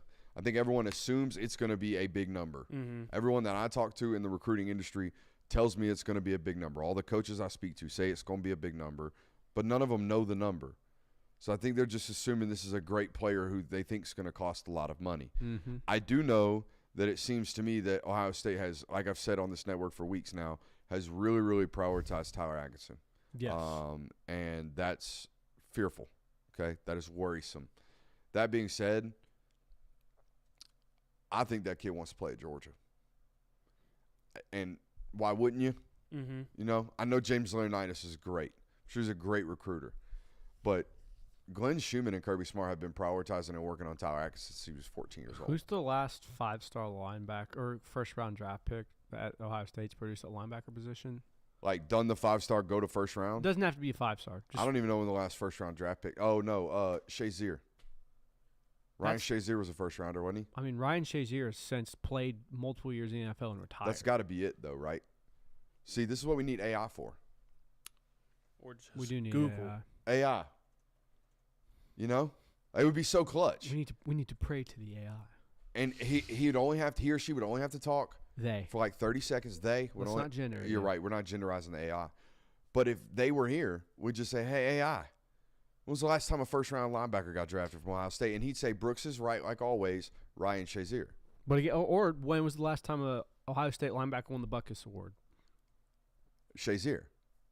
Georgia's won 2 since then. So I mean, it makes sense. Glenn Schumann alone has won 2. You're right. Ryan Shazier is the last one, 2014. So 11 They years. had a second-round pick, a second-round draft pick at linebacker. Let me see. I just had it pulled Where'd up Steel a second Chambers ago. go? He was a third round. 2021, Pete Werner was a second-round pick into He's the a NFL. decent pro, too.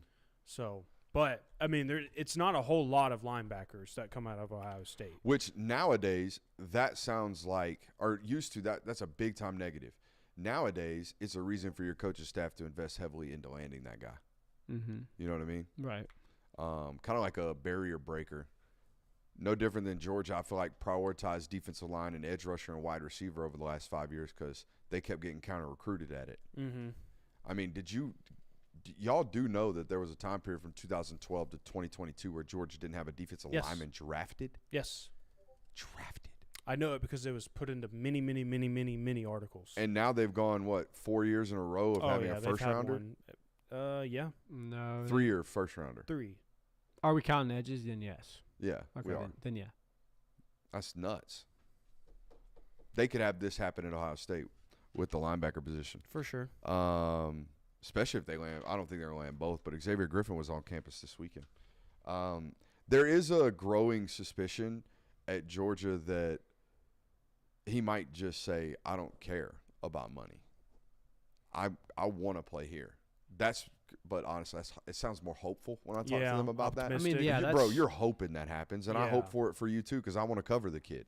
But ain't no agent playing hopefuls, you know? Mm-hmm. I wouldn't be playing hopeful with my bread. Yeah, no. But I mean, again, like that is a very realistic sunshine and rainbows. Like this kid just wants to play for. Maybe he does, but there aren't a lot of examples of that in this recruiting classes. The last few ones, at least. So. All right, players under the most pressure. Actually, I want to do this while let's stick on recruiting. Targets I feel good about at this point. Okay, and we've kind of done this with class projections over the last several weeks. But if these kids had to commit tomorrow, I would project them to Georgia. Craig Dandridge, Kamari Brooks, the edge out of North Oconee. I know Bama and other schools are in the mix there. Georgia's going to lock up what they have to in there, I feel. Zyke Helton, interior offensive lineman, going to play center in college out of Carrollton. Brett Colajay, an offensive lineman out of IMG Academy, interior offensive guard projection. Tyreek Green, the safety out of Buford, I feel good about. Jay Lamar, Clemson's a threat there, but I feel good. Caden Prothro, like we talked about earlier as well. Those were notes from last night that got mixed in there. But, yeah. We have some film pulled up for him. For some of those players? Mm-hmm. You want to watch it? Why not? I mean, we don't have to. Mentally, I was saving this. Oh, film. okay. I was going to try to get through tonight without doing it. Okay. Yeah. We'll tease him. Okay. I do think it's 3 good Did you tapes, pull up the though. nostalgia tape, though? I did not, so let me get that ready. Do that, but I think we need to do players under pressure now. That's I like fine. that. I want to do players that are under the most pressure entering next year. I got a top 5 with 3 OLIs. I didn't do a top 5, but I have 5 names. So. Yep. You want my OLIs? Let's hear the OLIs before you get Oscar Delp. Oh, damn it. That's a good one. Oscar Delp got a pressurized season this year. Amen. Not just a bag year, but like hey, buddy, we got some dudes behind you. You better be playing some good ball. Yeah, I mean, Oscar Delp is the last, like, senior tight end Georgia's had in a while. The last, like, true senior was, like, Is this since Charlie Warner? I believe. It's gotta be. I think Fitzpatrick was a senior. Fitzy. Fitzy was a senior, but, like, Fitzpatrick was not a passing A mainstay. a mainstay in your passing game. Like Yeah. Oscar Delp very well could be that for Georgia this year. So OLI number 2, a lot of dudes sniffing around your position. Daniel Harris. Mm-hmm. I know he played great in the spring game, Daniel but buddy, Harris is you on got to play. Like you can't have 2 bad games. You know. I think the guys behind Daniel Harris are under more, like, not behind yet, but like Yeah. the Ellis Robinsons, the You think they're DeMello. under more pressure I would say so. just to get on the field? Just to get on the field, like you Daniel. like playing from a lead. Is what you're telling me. Well, Daniel Harris has at the very least proved himself that he has in-game experience and he can do well in that, Yeah. which we've seen very time and time again is very valuable to Kirby Smart. DeMello Jones and Ellis Robinson don't have that as much, so you need to get on the field when you can. Not only do that, but succeed when you get on the field. It's Daniel Harris' position to lose right now. Just outside the rankings list on the OLI, anybody playing in front of Juan Gaston, watch your ass. Oh, that's Watch your ass if you playing in front of Juan Gaston this year. That's a good show right I there. think, and correct me if I'm wrong, we all understood, like, Gunnar Stockton is obviously the Oh, he's one. any quarterback is on this list. Yeah, so. well, Georgia quarterback, first year starting, you're one, buddy. Mhm. Yeah. You are number I one. purposely left him off my list because of that. Like, it's like a no shit moment. Yeah. Number 5 for me, Jono Aguero. I thought about That's a putting good him one. on my list. Yeah, just from a like, buddy, you guys stay on the field. Mm-hmm. Not just for like this team's purposes, but for him as well. You got to prove you got to be able to cover. That's what the next league's all about, baby. It's all great and fine and dandy that you can stop screen plays and you're great in the run game, but that importance deteriorates a little bit when we go to the next level. So you got to be able to cover. Number 4 is Zachariah Branch for me. I think you got a kind of a bad, not a bad year, but not your standard year last year in year 2 at USC. Obviously, there's still another year of eligibility, but guys, this was one of the highest rated athletes coming out of high school that there was. This was a player coming into college that expected to be a 3 and done. I had a football coach from Brookwood High School. They had a game against Bishop Gorman out there, traveled out there. They were down 42-0 by halftime. He had scored 5 touchdowns in 4 different ways. Damn. They said it's the best high school football player they'd ever seen in their life. And this guy had been coaching high school football for 25 years. Wow. In this state, Yeah. where there's been great players, this dude was hands down the best guy he'd ever seen. Those types of players expect to be 3 and done. Okay, so he's probably carrying pressure on himself to Yeah. perform. I was going to say, if Zachariah Branch is still on your roster next season, 2025 was a failure for him. For him. That's yeah, it. I mean, in my opinion, for a guy like that to be draftable and to have a draftable grade, I'm leaving college, 850-yard season, couple explosives on special teams, run a 4.38, Yeah. 5-star pedigree, ball skills, yards after catch, top 45 pick. For sure. That's what it would be, I feel like. Number 3 on my list, Kristen Miller. Really? Yeah, and not This from is a interesting. like. Here's why I think Christian's got a lot of pressure on him. All the eyes are going to be on him. Yeah, like you have an opportunity to be a top 40 pick. You have an opportunity and he's young. Okay, this is a Yeah. kid that entered college at 17. So you have an opportunity at 21 years old to play your way into life-changing money. Life-changing money. And there's pressure on Jordan Hall to prove that he's a player on this roster. There's pressure on Xavier McLeod to really ascend and prove that he was that top 60 player coming out of college or coming out of high school. But Kristen Miller has an opportunity to maybe play his way into like DT1 coming off the board in the NFL draft. That's transcendent. So I think there's a lot of pressure. That's a good point. And I don't know if he feels that because I don't know. Kristen Miller doesn't strike me as somebody who walks around with a lot of weight on his shoulders, Yeah. you know, with the smile on his face. I think he's a happy-go-lucky guy, but I think he knows that we got an opportunity. It's contract year. It's definition, contract sure. year, and that's why he's on this list. Same reason for this next guy, but to an extent, he's required to be a leader. C.J. Allen, there's a lot of pressure on C.J. Allen. This is the first one that we've overlapped. Yeah, I'm surprised. I think C.J. Allen's not only like I got to play like I think I can play, I know I can play, but I got to lead like I know I can lead as well now that it's my team. Number 1, Gunnar Stockton. Yep. No, I didn't even understand. You and I had quite a bit of overlap. Like I had Daniel Harris, I had Oscar Delp, but I had Ja'Cory Thomas on my list. He's got a lot of people to hold Nipping off at on. them heels. Yeah. A lot of people. I mean, they added a lot of bodies to that safety room, and that should be screaming alarms to you if you're Ja'Cory Thomas, because they didn't do that because they're not a believer in the young KJ Bolden. We know that much. So for Ja'Cory Thomas, really got to solidify yourself, it feels like, early on in that season, because there was a lot of good positivity coming out of that safety room from those guys they added from the transfer portal. So I think he's under a lot of pressure. I put Jordan Hall on my list just because it's the year that it feels like you're going to have to step up into this role. It's a time of the year where you have to be a contributor. You got to be one of the playmakers on the defensive line. So a lot of and also you got Elijah Griffin in the room now. He's going to be roaming around, so you got to step up and perform this year. I put Gabe Harris on this list because I think the edge room as a whole is under a lot of pressure, but as a guy that is set to be like the headliner of that group, and like you got to be the difference maker for them. Now there's some other really good names in the mix over there. Not saying that it has to be all on Gabe Harris, but as far as having that position solidified and feeling good about that spot, there's a lot of pressure on him to be that guy, to really rejuvenate. And I shouldn't say rejuvenate, but keep the standard there from the guys that were there previously. Not just that. I mean, there's a lot of expectations for him, but if we were to just say, hey, who on this defense is going to have to play more snaps than ever before and maybe more snaps than anybody else on the roster, Probably it's him. Gabe Harris. Yeah. Like C.J. Allen's going to play a shitload of snaps. He's played a shitload of snaps. K.J. Bolden's played a ton of snaps. Gabriel Harris might not come off the field next year having been the third guy. Yeah. You know what I mean? Like that's a big jump. And then the final name on my list, Ernest Green. I think there's a lot of pressure that we got to get back to where we were in 2023. We need that Ernest Green because we've seen how great of a football player he can be. We've seen how reliable he can be in pass protection and in the run game as well.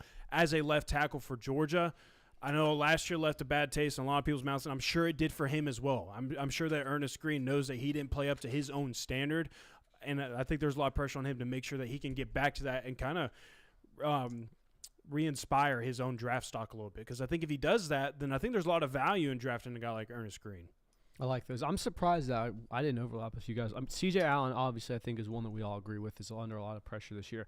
I put Colby Young as someone who's under a lot of pressure, simply because, like we said last, it's a contract year for you. Not only do you have to play really, really well in 2025, you have to play so well that the questions are, hey, what all happened in 2024? We need an explanation there because that's going to be a big question in the NFL draft process rooms. You have to play so well that people can not look past that but can say, all right, you know what, there's so much upside to this guy. So it's a big year for Colby Young. Next one I have is Dalen Everett. Dalen Everett's in an interesting situation where he's played. I mean, he's going to be one of the most experienced starters on Georgia's defense. His position, I think, is relatively safe as far as cornerback goes, but he's another guy like Christian Miller who can play into a top 40 eval depending on how he plays. So there's going to be pressure. There's a lot of money at stake for him. Next one I have is Drew Bobo. We went from Cedric Van Pran and Jared Wilson, two really, really elite centers. The outside world is going to look at Drew Bobo as a drastic downgrade, and I think that's going to put pressure, and I hate to do it as well. His last name is going to rub some people the wrong way. It's Mike Bobo's son. See, this is why we can't have there. Daggum nepotism. Exactly, and I think that's going to add a little bit more pressure. So not only that, you're making your first year as an SEC starter, so pressure there. Last one, go ahead. Hold on. I'm trying to think, how can I ask this question without being offensive? Is there a player whose draft stock – no, Robert Beal. Already got it. A player who, like, played okay at Georgia for a year, like Jared Wilson, and was a third-round pick, really, really highly invested by the NFL. I think Robert Beal's the only other answer. Where I'm like, he gets drafted, or the NFL draft looks at him, and I'm like, I don't see what y'all see. I see the promise of Jared Wilson. Yeah, I see the promise of Robert Beal. Mm-hmm. Because, guys, Jared Wilson played 9 games at Georgia. And 3 of those he was hurt. So he didn't give great performances. Good tape. It was the good tape was Tennessee. Yeah. The rest of it was serviceable tape. Yeah. With great testing. That's an interesting I feel like there's more. I'm trying to pull up like previous drafts. Honestly, Pickens. Yeah, but George Pickens, like everyone Amarius saw Mims fits into this for me to an extent. Yeah. There was lack of tape there. Like Amarius Mims played 10 games. Yeah. George Pickens played 18. Yeah, I mean, Bill, like the chat said, Bill was a 5th-round pick. So it wasn't like he was super highly invested in. Yeah. But I just thought about that. Like you mentioned, the only reason this got brought up in my mind was because Georgia just went from Cedric Van Pran to Jared Wilson. And, like, I get it. Cedric started 3 years and was, like, really, really good, led the unit as a whole, never missed a Mike ID, never busted assignment, never really got beat. Mm-hmm. Jared played, like, 9 games. Mm-hmm. So that was my only reason I brought that up. Jared was a great football player. He's going to be a better pro than he was a college player, in my opinion. Yeah. The next biggest stretch, I think. Sorry. No, it's fine. I think the next biggest stretch I saw was Riley Ridley in the 4th round. Okay. Just, like a decent wide receiver for you. I don't think – now, again, 4th-round picks at that point are kind of – they're not high draft selection. I remember a lot of people being shocked when he declared. Mm-hmm. And then he ended up getting drafted in the 4th round. And I was like, okay. Yeah. Makes sense. But then the last one I have who's under the most pressure, I think Dylan Bell's under a lot of pressure this year. But there's also kind of a relief from that because you're not going to be forced into a position where I think you're uncomfortable at. He's going to be able to play much more free, like Kirby Smart says. But there's a lot of pressure for obviously what happened last year with the drops and everything. Yeah. Dylan Bell is going to be not very well liked by some fans in the Georgia fan base, and that's unfortunate because he's a hell of a player. See, Kirby, I think he ducked all that. Think so? Aaron Smith got all that. Aaron Smith took every arrow that was meant for that wide receiver core last year while leading it in receptions and yards. But the problem Not is even now the team in drops. you look back at the remnants of that wide receiver group. Yeah. He's the last one there. And that Sugar Bowl drop will stick in the minds of people. Yeah, you take one off the face mask. You take a touchdown off the face mask when no one's within 5 yards of you. Yeah. It's bad. I do think Hunter Lacey, who's a known ball knower around here, hits a good point right here in the chat. Did him no favors asking him to play true X. No, not at all. Like a lot, and that's why I feel bad because a lot of it's not as fun. I think that's why he's gonna have a better year this year because you have 2 X's in the room. Now you had 2 X's in the room this time last year, but other people's decisions were his downfall last year. Unfortunately. Hey, let's spin that wheel right quick. I love spinning the wheel. Or do you want nostalgia? While we're spinning wheel, go ahead and pull nostalgia. It's to the left of it. My guy. Oh, I already see a name there. That's unfortunate. Oh. Yeah, I would have figured it out anyways because he wears a lot of purple and black in that tape, and I watched a lot with Terrence Edwards coming out of high school. Name that fun tape, Bulldog. though. It is fun tape. All right, Jay. Well, let's see. Football tape of all places, too. Interesting tape. What you got? All right, Jay. Well, let's see if I can get you this time. This is a 4-star prospect. Bypassing the boss is crazy right there. You're not even relevant in this No, competition. you might actually. You know what? This is actually might be one for you. Wheelhouse? This was when you were covering Georgia. Hell so I'll give. He's a 4-star prospect from Georgia's 2020 class. He Okay. did not finish his career with the Georgia Bulldogs. David Daniel. Nope. He is from the DMV area. Oh, that's Jamon Dumas Johnson. It is not Jamon Dumas Johnson. He that did is- play linebacker, though. Oh, Ryan Davis? Nope. From the DMV 4-star linebacker. Huh. Did not finish his career at Georgia. It's not Ryan Davis. So it would have been who else was a backup linebacker with Ryan Davis? Trying to think of who transferred out. Did he go to UCF? No. That was Ryan Davis. Yeah, that was Ryan Davis who transferred there. Don't look at Chad either because they got it. Come on, Jonathan, help me out here. I'm trying. I'm trying to think of I linebackers will, that transferred I will give you a out. sub hint before I give the final hint, which should give it away. This guy looked like hell on special teams. That doesn't help me. Like running, like, oh my God. That doesn't help me. Okay, now I can picture them. Oh, MJ Sherman. He got it. Did you label him a linebacker? Outside. Well, see, I didn't hear the outside. That's what fucked me up. I figured I would have got that. And honestly, I mean, yeah, but My bad. it's all good. Yeah, outside linebacker.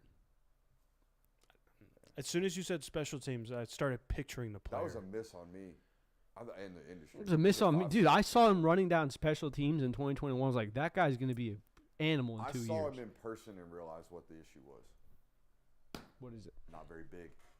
Not a very big man. Huh. Yeah. Looks The high school tape looks huge. not just like there were. I can tell you because when I used to actually like be a fan and not work before I started working here. Not now, obviously. Damn, I'm gonna fall You back. walked into right that. into walked that. right I just The walked back. allegations are Just true. walked right Shit. into it. He This was admitted it. 2021 before I started working for Brooks. I would sit in the end zone student section, and they would come down on kickoffs. And every single time, MJ Sherman was like, "Oh my God, this guy is a freak." This guy is a freak. Yes, this is great tape. This is great tape. This is nostalgic tape. What kind of screen? I have never seen someone turn that way And on. that, ladies and gentlemen, is 100% A.D. Mitchell. Yeah, man. The most 3-star. 3-star. perhaps the most interesting Georgia football player of the Kirby Smart. Oh my God! So this one was interesting, right? This kid's from, I think, the Houston area. Mm-hmm. I think he's originally from the Houston area. Just remember your lav mic is low, so you might want to. Grows up in the Houston area. There you go. And then something happens where he has to reclass a year up, goes to Memphis, Tennessee, of all places, which is where I think this is being played, and plays high school football 1 year there. Now, the only SEC schools that had this kid on the radar, from my understanding, were Ole Miss and Georgia. And Georgia stole him from Ole Miss, if my memory serves me correct. Oh, you're playing a little Q right here. Secret sauce. Yeah, buddy. I don't know how this was a 3-star. Maybe it was because of the reclass. Maybe. Wasn't there a? We got told a story about him about why he went to Georgia and was kind of so. I don't know if we'll say it on air, but there was like some very. Do you remember this? No. This was our trip to Indy. We were talking with a very notable source that we fraternize with frequently. They were telling us about how. I thought he was kind of hand delivered to Georgia. Well, it was. I don't remember it fully, but basically, like another SEC school had. It was Ole Miss. It was Ole Miss had known where like, oh, they found this kid, but they somehow like something finicky with academics or whatever, fumbled it or something. I don't want to tell the story or even because I don't want to remember the. Oh, I remember this. Okay, yeah. I remember this now. But it was interesting how he ended up at Georgia. It was interesting how he left Georgia. I mean, just an interesting career all around. Like, Well, had a baby back at home in Texas. Because Houston's really close to Austin, I've been told. yeah, I mean, Yeah, look, that state's notoriously small. Yeah. You could drive right across it in Yeah, skip a rock. 4 hours. Skip a rock, toss that bitch. You know? Pretty notoriously small state. Right, but- Houston, Austin, neighboring cities. but again, like, A.D. Mitchell's career with Georgia is summed up by National championship winning plays. like Yes. 3 or 4 games, Yeah. and there were 3 or 4 I'd of say the 3 or 4 plays. Yeah. sure. I always think the Orange Bowl catch where Kenny McIntosh threw him a touchdown, Yeah. Chick-fil-A Peach Bowl, national championship, and he played really well in the Oregon game. And the national championship, is that the Alabama game you're referencing? Correct. The back shoulder pylon? Correct. Yeah. And he also scored a touchdown in the TCU national championship. And even though he set out 9 weeks with a high ankle sprain, damn good dog. He's got to be. Yeah. You don't have 2 national championships without it. You thought that was funny? It's funny to me because I know. 27 days for Brock Bowers. 9 weeks. Look. Damn good dog. Damn good dog. You don't have 2 natties without him, man. I know. I'm with you. Damn good dog. Gets to say he wore both colors proudly. That's why he's a Georgia Longhorn. And that's why it's such a very interesting career that he had with Georgia. Yeah. Because the moments were so small, but the small moments were so impactful to the history of this program that damn good dog. Yeah. I mean, statistically didn't have a better career than George Pickens, but had a better career than George Pickens at Georgia. Is that fair? Yeah. I would put him in a category of darn good dog. Oh, you don't get the damn, huh? You got the darn. I think like you know too much. Well, no, I was gonna say this. I think damn good dog should be held for like a very special category of players. Like a Prather Hudson. Players like Brock Bowers, who repped the G in his entire career, finished and started at Georgia. There was like that guy just proudly represented Georgia. Not to say that A.D. Mitchell didn't, but again, like that guy didn't end his career with Georgia, and I think that separates him from some of these other guys. So, by the way, I said the Prather Hudson thing as a joke. He is a damn good dog. Spent 4 years at Georgia, played a year at Syracuse, came back to Georgia, is on the staff. Yeah, no, damn good Damn dog. good dog. Illinois, sorry. I would not say AD is underappreciated by the fan base, Hunter. I think AD Mitchell's loved by Georgia's fan base. Yeah. Despite the fact they transferred. They love AD Mitchell. Yeah. Play big in the big moment. You'll be loved. All right, let's go back to this. Ooh. Huh? Oh, do you want to do that? Huh? Blast from the past? We ain't bucket O'd in a minute. You want a bucket O concept right quick? I thought we learned all the concepts. All right, bucket O me right Bucket quick. O real quick. Bucket O. What do you got? Dart and toe. Yeah, can you read the handwriting? I can. All right. Dart. So clearly he didn't write these. Dart, Yeah, one real. of my favorite I'm not going to say it's a new play. Okay, back in the day when I played football, okay, everyone was a power football team, okay? A power football team means not we're going to run the ball at you powerfully. No, it's an actual play. We're going to pull one guard and insert him frontside B gap on the play. We're going to take this nose tackle. We're going to bump him to the backside inside linebacker. Okay, we're going to pinch hinge this 3 technique right here. All right, we're going to seal or crease this defensive end. We're going to pull the guard, and this thing's hitting B gap to beyond. Okay, B gap to beyond is power. Nowadays, we're no longer pulling guards, we're pulling tackles and adding him to the front side. This is called dart, or some schools call it toe, okay? I don't know why. I don't know the difference. I think I'd be a dart guy. Would you be a toe guy? I'd be a dart guy. I might be a toe guy because it's tackle. If we got a real, mouth breather over there playing tackle, we might have to call it toe just so his dumb ass knows he's involved. All right, but either way, we're pulling the backside tackle nowadays and adding him into the front side. I think it serves 2 purposes. One, that pinch hinge block on that backside is a little bit easier, and we get to get this full downward surface, all right? And we get a more athletic guy trying to find that crease here on dart and toe. Okay, what's the chuckles? They're laughing at you saying you're a toe guy. Well, they think it's TOE. No, It's TOW. it's TOW. I mean, we could TOE it. While you've got the O-line, Tackle on everything. You're a toe guy, huh? A big toe guy. Big toe. Big toe guy. He's a big toe guy. Not even just a toe guy. Big toe guy. Would you be I'm a toe guy. All Would right. you be a dart or a toe guy? I'd be dart. You darting to the toes, though. That's the question. I don't think I've ever darted to the toes. While you've got that O-line drawn up, though, Yeah. will you go ahead and explain the difference between a pull and a wrap? Yeah, I'm just trying to think about how to put this in layman's terms. Yeah. I'm not questioning how I'm going to answer this question. Okay, so I think there's 2 different types of pulls, both a pull and a wrap. Mm-hmm. Okay, I think there's 2 types of pulls, a kick and a wrap, not Okay. a pull and a wrap. Okay, That's fair. a kick and a wrap are both pulls, 2 different types of pulls. one of those squares and rectangles, all rectangles are squares type deals. All right, so here we go. No, he's right. A pull No, I all thought he's wrong. falls into two categories. If we're pulling and kicking, meaning there's an in man on the line of scrimmage, or as we call them around here, emos. Okay, we got an emo. We're going to kick that guy. All right, if we're rapping, we're going to wrap and insert, more likely for a second level defender. Now, the real caveat here is what is a log? Now, what is a log technique?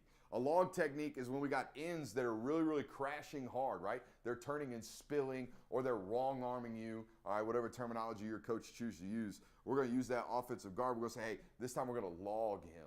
The reason being, I think, Christian, why we started calling this logs is because when we draw it up on the board, kind of looks like a half log. Mm-hmm. That's the way I always remembered it in my mind. All right, we're going to log technique that guy. We're going to pin him inside while we bounce the play out. Mm-hmm. All right, those are the two types of pulls, right? We got a kick and we got a wrap. Shout out to Bucket O, bringing us some good content tonight. Appreciate that. Long time no see for the Bucket O C's. I like it. Yeah. Good little blast from the past. I like that hat too. That hard hat, man. It means a lot. It means a lot around here. Oh, yeah. It's my grandfather's hard hat. It's the only man on the job site that got to wear a black hard hat. Because they knew he was about his business. Shout out to Doodad. Missed a phone call from him yesterday. I'm worried, honestly. So there we go. Is this Kirby Smart's most doubted football team? I was trying to think about this today and trying to give it some thought. I literally list out every single season and kind of like. So I was looking through like preseason AP polls and like the rankings, like how the SEC media was voting on Georgia in preseasons. Oh, you went deep. Well, the year that I thought maybe would be a year that they were doubted, it was heading into the 2022 season. Because despite the fact that Stetson Bennett was coming back, that was one of the reasons why people were like, heck no, they ain't going to win a national title this year because Stetson Bennett is returning quarterback. They were members. They were University of Georgia graduates that were media members that were like, Stetson Bennett's going to keep this team from winning another natty. Like, there's a notorious media member that's from Georgia that did that, and everyone's flamed them since. But I would say that 47? No. Oh, not him. No. It was not that. But I would say my conclusion was like, yes, I think this is the most doubted team. I think it's the most doubted since 2020. Yeah, even then though, the preseason they were like 6th that year. My thought on 2020 was there was so much shit around that season in general. Yeah, that no one was. Like, it was like, you know what, they play great. The doubt was, are they even going to have a season? So yeah. I couldn't. And maybe I'm wrong in that. My shock was how high people were on 2017 Georgia. I was not expecting that at all. I wasn't either. Georgia was a borderline 500 team in 2016, and people were saying, yeah, they're going to play Alabama in the SEC title game this year. Huh. Which I thought was very surprising, which I think that kind of tells you how bad the East was. I think people doubted Stetson Bennett in 2021, but they didn't doubt the roster. I think everybody kind of knew they were going to be a good football team. And I think that's why it led me to 2022 because so much of the roster had left. And that's why it was like, oh, he ain't got all that defensive help anymore. We were still in an era of football where no one had repeated in the playoff era. Yes. Well, it was also, we were heading into that 2021 season with JT Daniels is the guy. They've got JT Daniels. He is going to be the difference maker and leading them to a national title.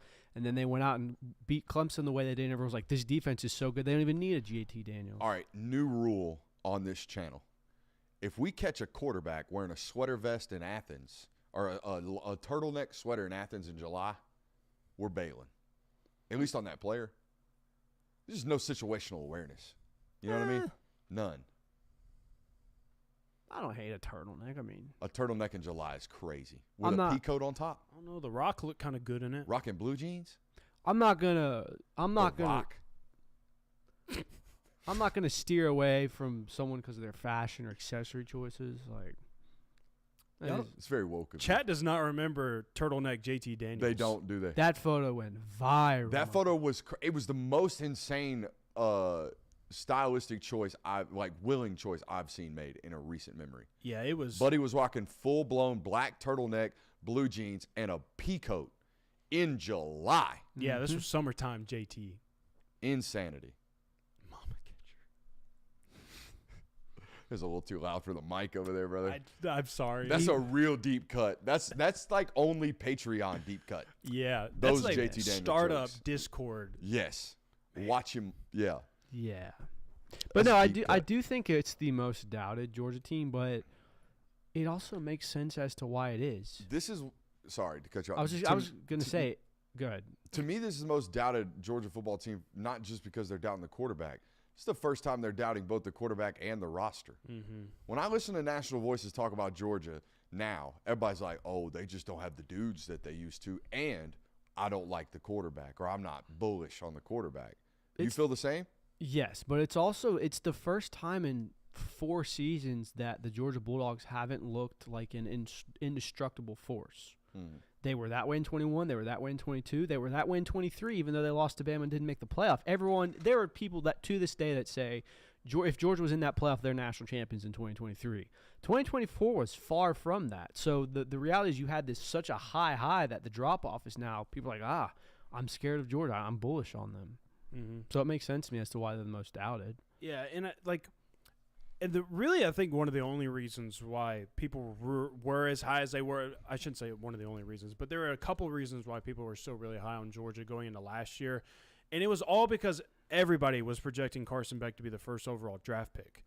And everybody was being told that this guy is going to be a first-round quarterback. And then on top of that, Micah Williams is back for another year, Malachi Starks. And that kind of overshadowed Brock Bowers not being there anymore, Lat McConkey not being there anymore, like some other things that were missing on that roster to where, I mean, I really don't know that this year and last year are two totally different teams in my opinion. Look, to me, and I mean, you guys graduated there. I just cover the team, but people associate me with like homerisms. But I truly believe this. As long as this football coach is here, I think Georgia is one of 3 programs in college football that no matter what the optimism is, no matter what the narrative is from national voices outside of the program, they're a 10-win floor.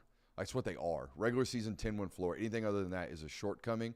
And they're a perennial playoff team for me, which means you have a perennial shot at the lotto. Like you have a perennial chance to get hot in a 4-game stretch to win a national title. And whether or not you're the greatest team in college football on paper or whether or not you're the hottest team in college football on paper, you're going to have a seat at the table every single year as long as Kirby Smart is there. Agreed. So Yeah.